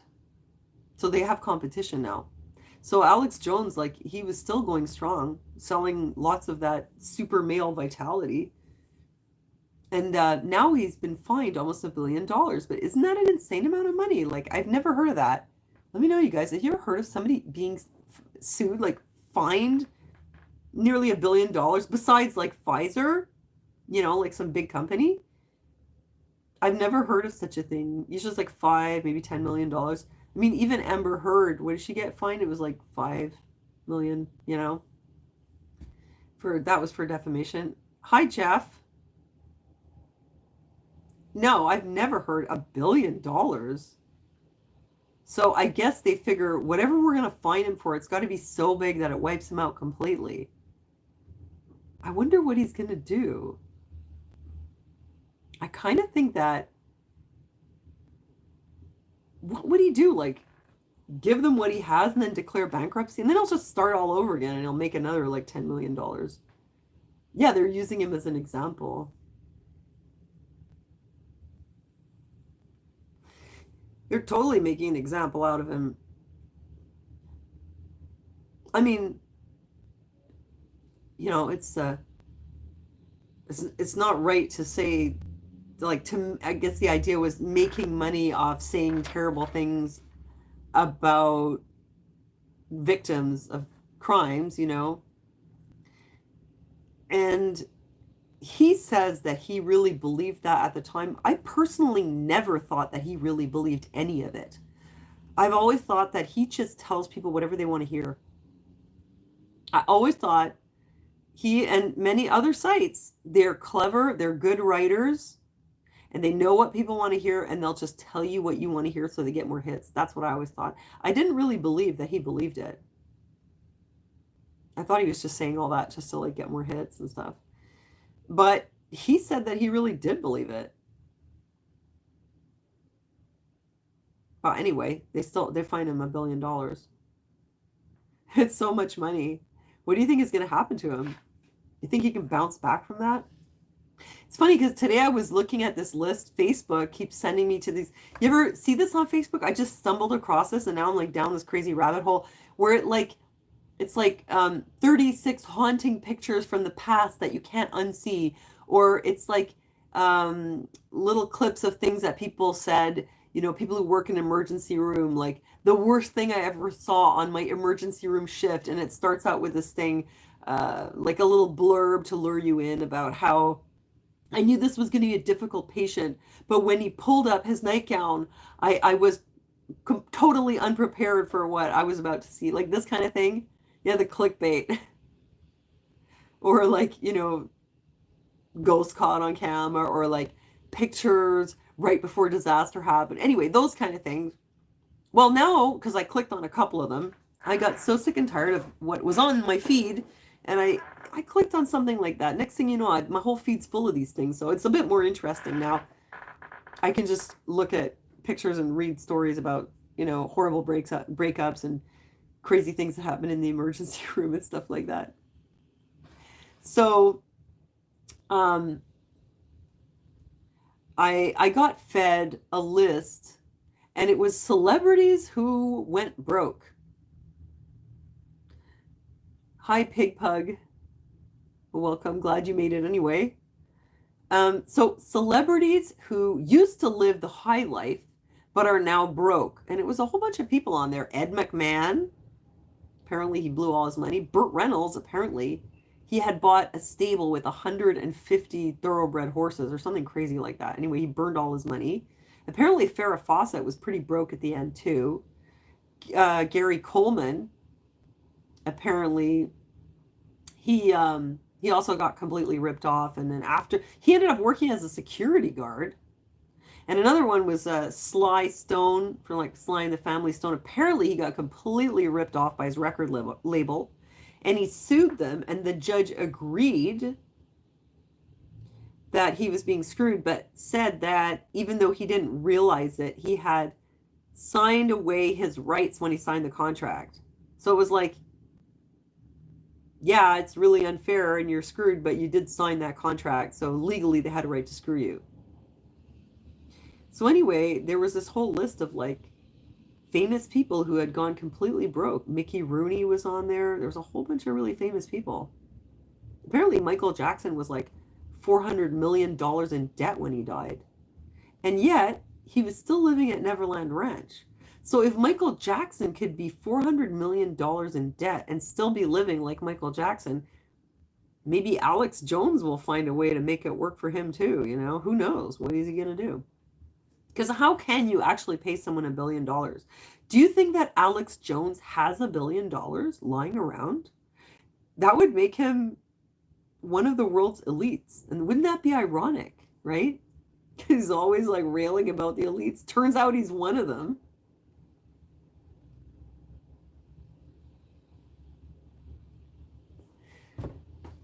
What do you think he's going to do? He is sus.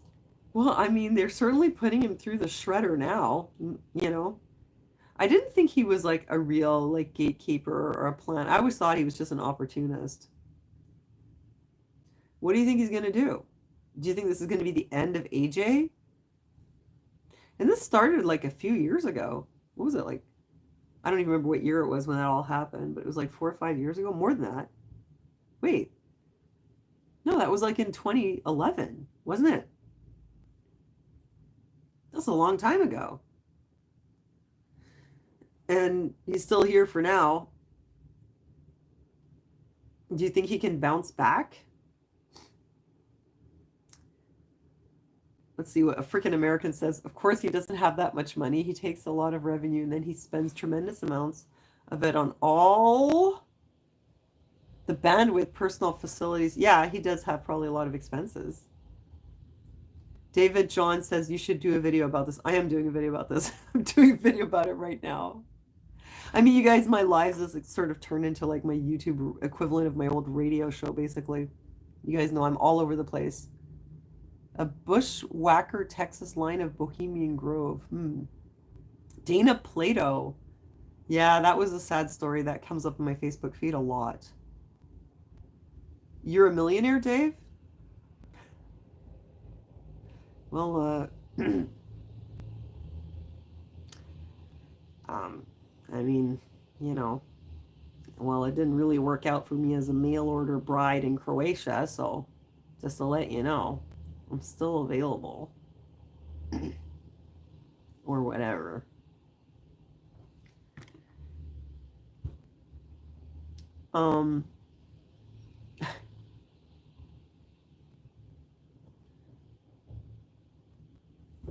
You don't think he snuck into Bohemian Grove? Yeah, a lot of people always thought that, like, there's no way you can sneak into that. He was let in. Maybe, yeah, maybe like they let him in on purpose so that he could be their guy, or he got somebody who like helped him get in.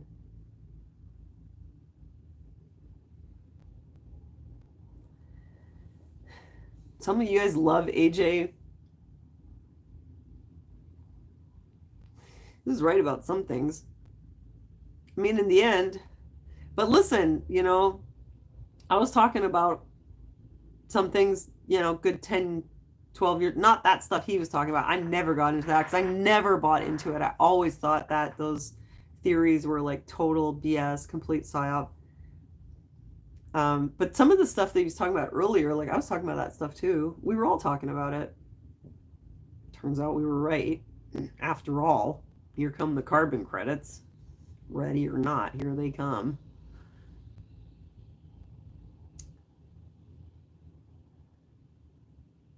I don't know if he was a gatekeeper. I don't think so. Well, apparently his wife said he was kind of crazy. Can you imagine what it was like being married to him? He's got that super male vitality, though. Must have been some reason they stayed with him. Alex Jones, like, quintessential He-Man. Oh my God. Murphy, wait, aren't you? Murphy wants me to talk about Drag Queen Story Hour. Aren't you the one who was telling me that chiropractors and PRP treatments are quack? Now you want me to talk about Drag Queen Story Hour? Who are you? Sweaty Dave? I don't remember a Sweaty Dave episode. Russell Brand. Yes. There's something going on with that guy. He's got a whole team there, eh? Like, you notice how they set it up? Like, oh, he's in his cozy little chalet with his fireplace, and it's like, oh, it's like he just comes up with all this great stuff. And actually, somebody's writing scripts. The guy's an actor. He's got scripts. They've got a set. He's got a whole production team. It's not, you know, like there's people like me. It's like a one-woman show. I do my own editing on my little laptop. I don't have a production team. Oh, no, don't call me now. Oh, wait, I'll have to tell her. Sorry, 1 second. Sorry, we'll call you back in a bit. Yeah, he seems to be more like the kind of person who has like a lot of support. It's like just comes out of nowhere. He's kind of a Hollywood person, but he started out with that whole like spiritual thing. Yeah, it started out with this like, whole spiritual like recovery thing, and then all of a sudden now he's like the spokesperson for like anti-New World Order. You know what? He makes some good points. I do look at his stuff a bit, but I find it hard to take because a lot of people, they realize that people have a short attention span. So they use a lot of like quick cuts. There's a lot of quick cuts in his editing. And then it's like he's talking and then there's something on the screen and then it's his face and it's something else. And like I personally can't digest that. It's just too much for me. Incredibly articulate, absolutely. But I mean, didn't somebody write the script for him?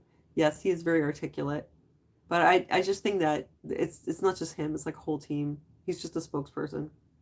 He gets away with way too much. That's what makes me really wonder. because he just gets away with stuff. Like, I come on here and I'm afraid to even talk about the pipeline and like the whole thing, and I'm like, no, I don't think they're gonna have nuclear war, but I can't really say why because I don't know if that's gonna venture into like a territory that is now verboten. But Russell Brand, he can say everything. So there's clearly a double standard. I don't know if it's just because he's a big celebrity and he makes lots of money for them, but I think that he's a celebrity, makes lots of money for them, and he has a free pass to say more than we can for the same reason, which is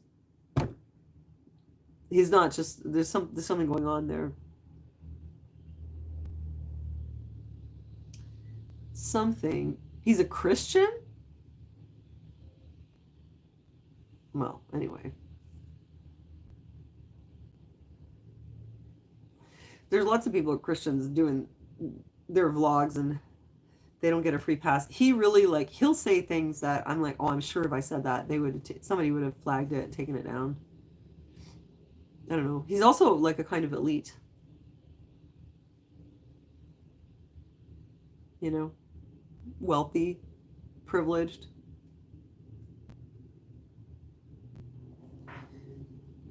He's not down here with the rest of us riffraff rabble.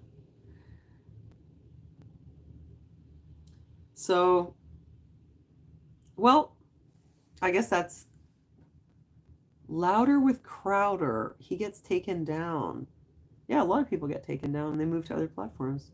Not Russell Brand.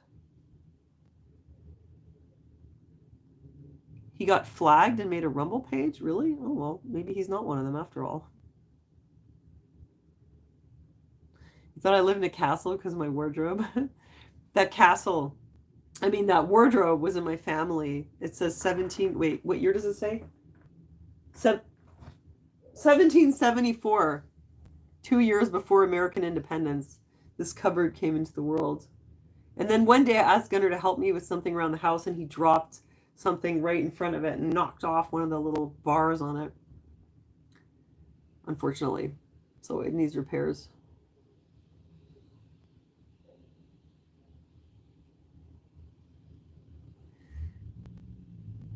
It survived the last reset, my cupboard. Yeah. Well, anyway, I mean, Russell Brand is a very smart guy and he has a lot of very interesting content. I find it just hard to watch because it's too intense. I can't handle that. I just can't handle that kind of stuff. You know who I watch a lot? Um, Dr. John Campbell. He's really interesting. And I like his presentation because he doesn't talk so, oh my gosh, Russell Brand talks so fast. I like when they talk a little slower and it's a little more low key. I mean, I'm a person who doesn't, I don't even usually watch that many videos. I still like read things, you know. I'm kind of old. So, Dr. John Campbell, and I watch a lot of these Indian doctors, like, well, I mean, they're Indian or Indian American, but a lot of these guys, like these, um, Dr. Mobeen Syed, very interesting. Vinay Prasad. What's his name? Dand. I can't think of his first name right now. Yeah, Dr. John Campbell, he's amazing. And yeah, it's crazy, you know, watch his like evolution over time. It's like, oh my God. He's like crossed over, you know? Yeah. Like he's a scientist, you know, so he like looks at everything very analytically and it's just science with him. It's not politics. So he keeps like his based, you know, as they say. He's the most based. So I appreciate that. He seems like a nice guy too, and he's got a sense of humor. Like I love this like sort of subtle sarcasm. But yeah, there's another one. It's called Vajon Health. That's also very interesting. I can't even believe some of the stuff that that guy puts up. But I guess because he's a doctor, he can do it. There's a whole bunch of these doctors that are putting out like really interesting stuff. Vinay Prasad is like really brilliant, and I like his stuff a lot. Dr. Bean, of course. Yeah, I love Dr. Bean. Very in depth. I guess I like to listen to like the medical lectures. Neil Oliver. Oh yeah, that's more politics. So I guess I like listening to the science stuff. Oh, Tartaria. Oh my god, Tartaria is like the least of my concerns, seriously. That's for Aaron. Aaron will do that. Oh my god, David Icke. Yeah, he was around a long time ago. Remember what was the name of that African guy? Um, the um, the African shaman. Oh, what was his name? You get refresh my memory. Like a big huge guy with Coke bottle glasses and he had this big necklace. Oh my god. And then they like beat him up and stole his necklace. You guys, Credo Mutwa. I remember that. Yes, you guys remember that from like way back in the day. And he was saying like the guys from Star Wars were the Chitauri. Yeah. He was like, even the most ignorant Zulu warrior can recognize the Chitauri. Credo Mutwa. That was interesting at the time. But I don't really listen to David Icke anymore. I'm trying to remember what was the name. There's another guy that like I watch his it's like a kind of podcast. He's pretty funny, but I can't remember his name now. Like YouTube keeps like sending him to me. I'm like, oh yeah, I heard about that guy. As soon as I watch it, he's really good. Oh, I can't remember his name. It's terrible. I only remember the medical stuff for some reason. Oh, Wilcox, like David Wilcox. Yeah, I remember these guys. That was from like a really long time ago. Oh, what was his name? What was the name of that old dude, the bald guy who said that like all the words in the English language had different meanings? Maxwell, Jordan Maxwell, was that it? Remember that? That was like a big thing like back in the day. You met who? Miss Angie, who did you meet? Max Egan, yeah. Yeah, he's a pretty brilliant guy too. My friend Karen in New Jersey met him. Chubby Emo. Yeah, the thing is, okay, I watch Chubby Emo, but I'm sometimes he really annoys me because like for example, okay, he had this one video that he did where the title was a real like clickbait title. It was like this guy ate leftover fried rice and this is what happened to his brain. Okay, there is such a thing as called fried rice disease. It's a particular bacteria. It starts with a C, CYE something. Anyway, there's this bacteria that causes a lot of food poisoning, and this is why you should never eat leftover fried rice that's been left out, or any kind of rice, or pasta, because it gets this bacteria in it, and if you get enough of that, it can actually kill you. It's like really dangerous. And so he did this one episode about a guy who ate his roommate's leftover fried rice and ended up, I didn't see the end of the video. I'm not sure if he died or what. But long story short, the guy had meningitis. You don't get meningitis from fried rice.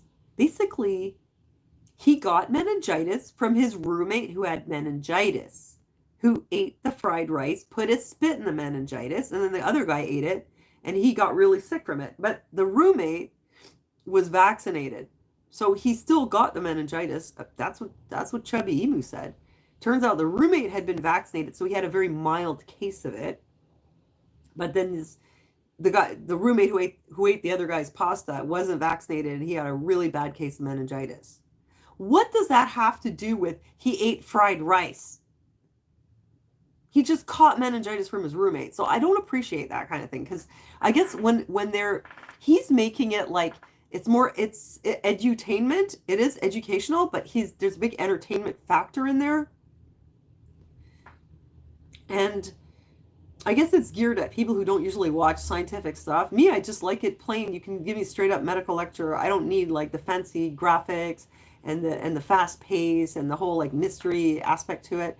Although I do like medical mysteries. That was a good show. But so he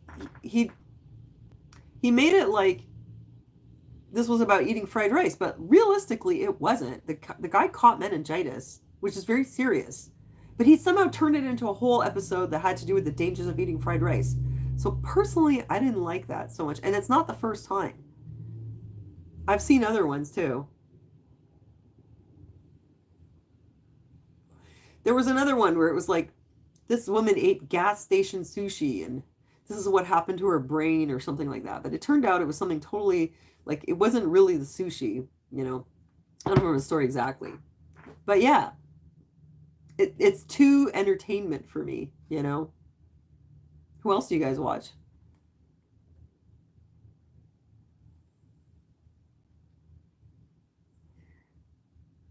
I'm waiting for your answers. Let's see.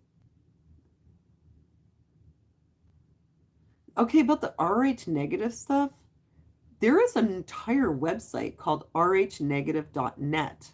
And I know the guy, and I interviewed him on my radio show back in the day, Mike Dahman. And that's his whole thing.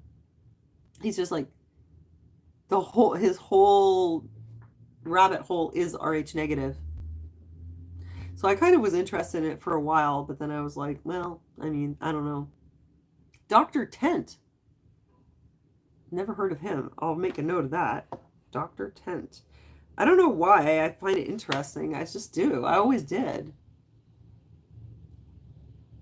Um, Jeffrey Mishlove, New Thinking Aloud.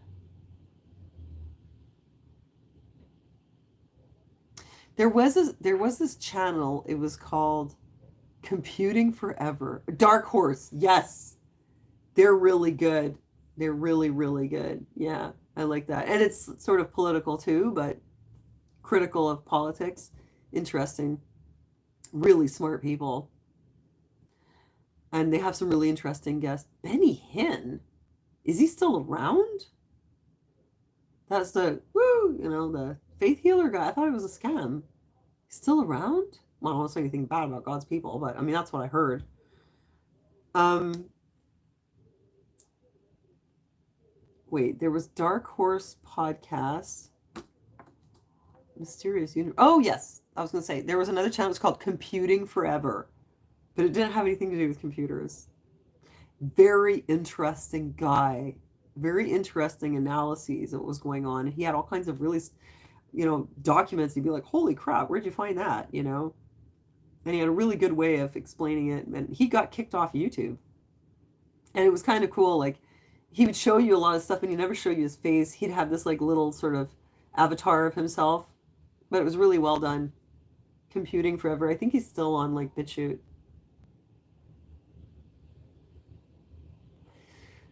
Occult Science 101. I've heard that one. I remember it. I don't remember what's on it though, but I've heard of that one before. Computing Forever. Yeah, that was a really good channel. Too bad they kicked him off.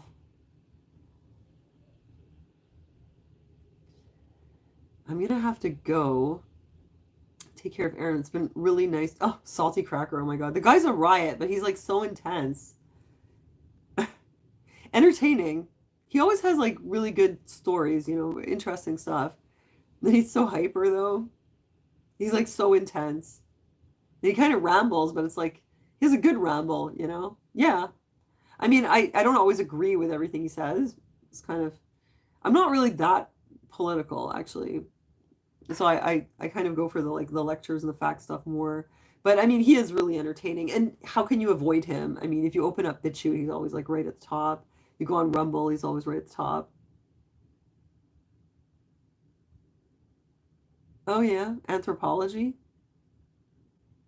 My favorite anthropology topic was always the Peruvian paracas. That was like so interesting. Somebody needs to analyze their DNA and find out once and for all what exactly is in it. Yeah, Dabu also, yes. He always on top of the news. It's true. He's still on YouTube? Really? Salty? American Vagabond, yeah. But his videos are so long. History debunked. Interesting. You guys are telling me all kinds of interesting channels here. And I can go and look at the chat after and go check those channels out.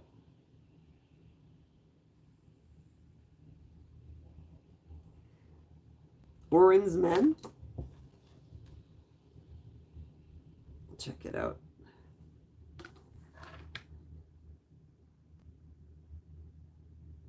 Ablas Roland Legrand. Are you guys on Telegram too? Salty cusses so much and it's so nasty I feel like I need a shower after watching him. Yeah. French. Oh, cool. Hi, Meryl. Yeah, I'm back home. I've been back home. Oh, you got Telegram. Yeah, there's a lot of like raw footage on Telegram. It's pretty interesting sometimes. Anyway, you guys, I did make a video and I'm gonna post it. I'm just gonna review it one more time and like maybe put a disclaimer or something because I really don't know anymore. It's so frustrating. Quite frankly. Okay, well, thank you, Murphy. Okay, well, it's been really nice talking to you guys, and I guess, what, tomorrow's Friday. I guess I'll just post it tomorrow. Notice I'm sitting, so like I'm feeling better since I went to the osteo, so hopefully I can get back to editing because I couldn't even do it. I couldn't even sit. I couldn't do anything. Dutch Synths, yeah. And he went really like deep into all this earth stuff, like earthquakes and stuff. It's like I remember at one point he had a stream on Twitch and he had hi Meryl, yeah. I'm happy you caught me too. He had a stream on Twitch. Like he finally realized like people just want to always know about earthquakes. I guess if there's earthquakes where you live, it's good to know. And so there's like a program that can show you in real time where the earthquakes are happening all over the world, like any time of day and night. And so he was just streaming this on Twitch, and people were just like going crazy watching it all the time. And it is you can just sit there and like watch the earthquakes happen, and it's just like little red dots showing up, where they are. Um, You know what, you guys? I watched a Salty Cracker once when that thing happened with Leah Thomas, the swimmer, and it was like a really big scandal. And you know what's interesting? What came out of that was they decided to make a third category, which I think was a good idea. I support that. Um, it only makes sense. I mean, to me, like I think that and the everybody was happy with that solution in the end. I think. I mean, if there's that many people that are sort of like in between, they don't really go in that category, they don't go in that. I mean, technically, there's like a huge big deal over it. Maybe it makes sense to have another category for them. It's actually not a bad idea because then it opens like a whole new opportunity because there's like a whole new category. So anyway, because I mean, like for the trans women competing against men, there's lots of them. Nobody ever cares because like they don't win, basically. They don't have the physical advantage, and they've been doing this for a long time, and nobody ever cared. It's only when trans men when they're competing, what used to be women, other men, nobody cares. It's when like big, huge trans women are competing, then it's like, oh, it's really unfair. So it might actually be, I don't know how the trans men feel about it, but maybe it'll be cool for them too because they'll have a better chance, compete against other trans men. I mean, why not? I mean, if you say that there are many, many genders, then why have only two categories of gender in sports, right? I mean, why not have more categories? If we admit there's more categories and make more categories in the sports. Anyway, I watched that one video from Salty Cracker, and next thing you know, um, the entire internet is sending me all kinds of like anti-trans stuff. Like, not anti, but like sort of, like what you'd say, I guess, like really right wing kind of like making jokes about stuff. Or I don't even remember what it was. I was like, what is this? Facebook was sending it to me and I'm getting ads for it. YouTube is sending it to me. And it's like the internet goes, oh, you like that, huh? And they just started sending it to me. It was like that. That's how they created the echo chamber where it's like, oh, you just keep getting more. And you just, but I was like, what? I'm not into this. And eventually it stopped. But for a while, it was really thinking that this was my thing. They got it so wrong. That's what happens. You ever watch something that is really not your thing? And then you're going to notice like all your social media and your internet's all sending you more of that stuff. So crazy.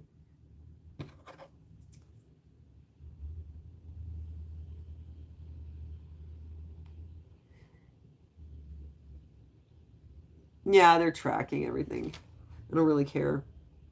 You know what's really disturbing though? Okay, one more thing and I'm going to go. Um, the bots know, whatever. Yeah. Um, Tony Lin. Oh, I've never heard of him. Oh, what was I going to tell you guys? And I forgot. I said there was one more thing I was going to tell you, but I don't remember now. Oh, I'm so tired. I should probably go and take care of Aaron. I had to empty out his entire kitchen again. Gunnar doesn't have school tomorrow. That's why I can be on here late talking to you guys. Oh, I don't remember what I was going to say now. What a drag. Hey, let me see what your comments were. Oh, I'm hungry. That's what it is. Oh no. I'm on this like 16-hour fast. It's so hard because I've tried so many things to try to lose weight. And so I'm doing intermittent fasting finally. And I was supposed to like eat until 8 o'clock, but I forgot. And I think I stopped eating at like 6:30 or something. And now I'm so hungry. And I'm supposed to sleep like this. And then I can't eat until like, I'm supposed to not eat. Yeah, I'm going to have some tea, not eat between 8 p.m. till noon. Last ditch effort. Thanks, moral nomad. I went to the gym for 2 months. I lost like maybe 1 pound, maybe not even. Yeah, ginger tea. Yeah. Oh my gosh, my favorite tea. Oh, I wish I could show you. Oh, I won't get up and show you, but I'll tell you about it. It's so good. It's called licorice spice, and it's the best. It's so good. Mm, I want some of that right now. It's the best. I'm definitely gonna have some licorice spice tea.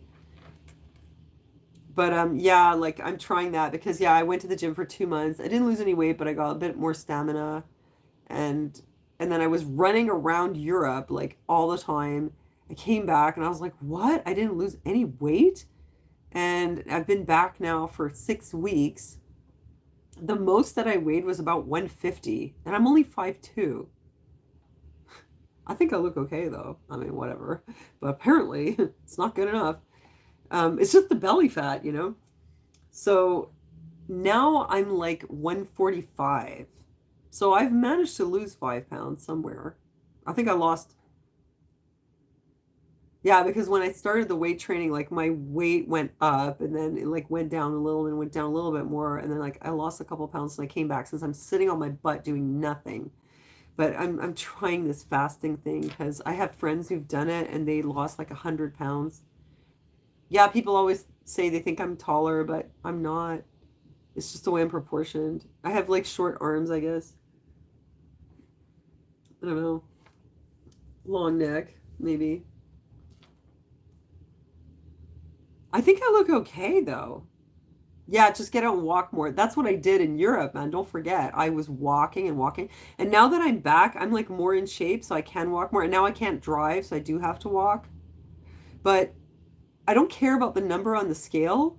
It's just that I just have only weight right here, just on this part.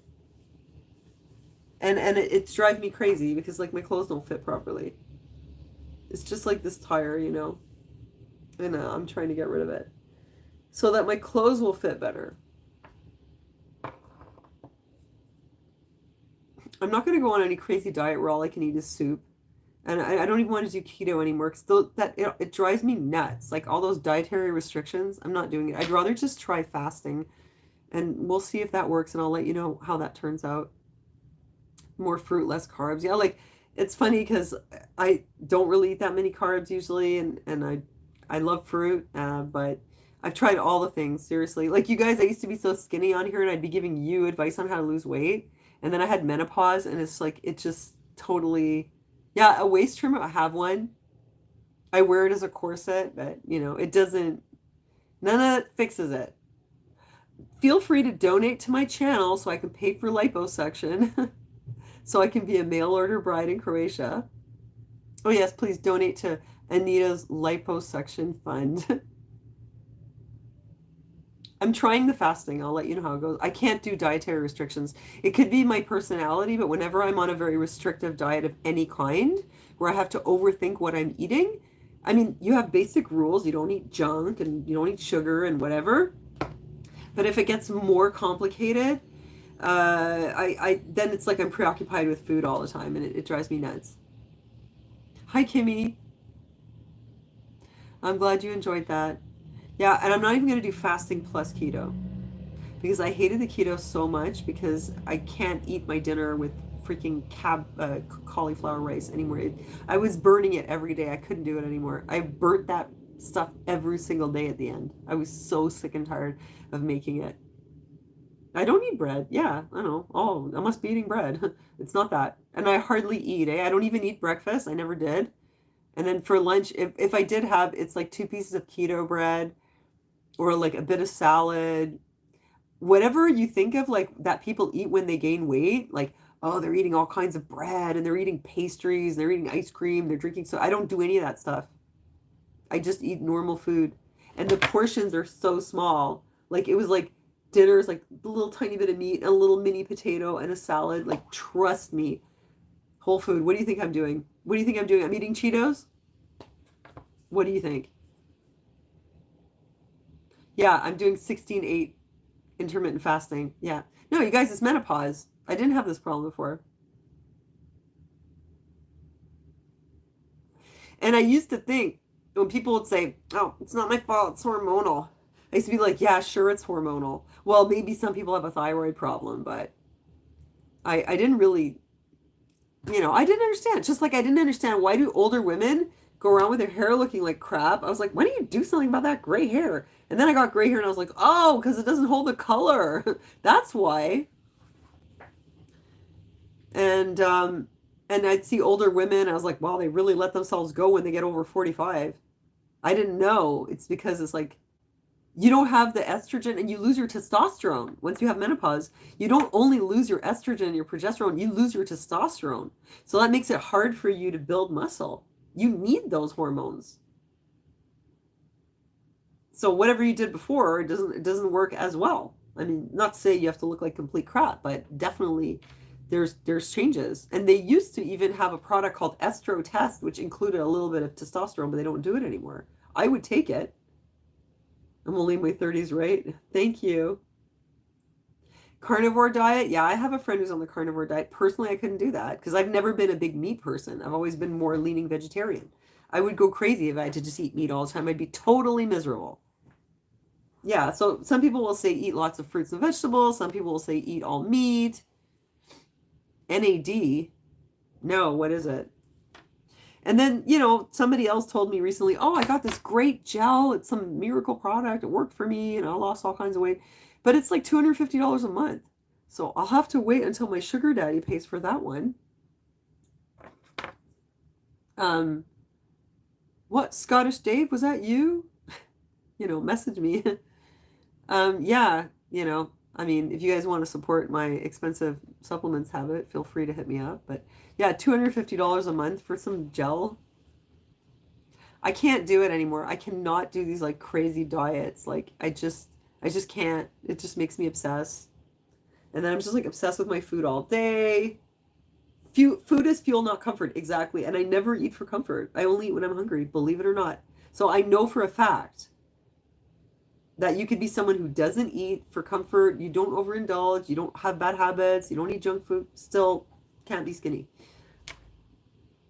It's really menopause. It really is. There's a reason why all the women after they go through menopause, they all get a belly fat roll. It's really hormonal. I mean, there's some people that they still produce a bit of estrogen, and I guess their hormones is a different way, but I'm going to try this. Wait, what did you say?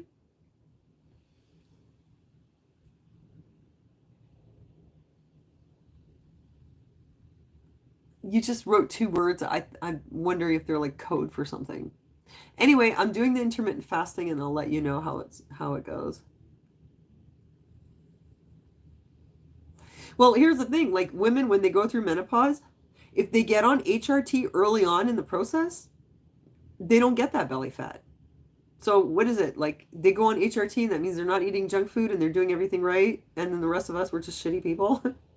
No, it's because of the hormones. Yeah.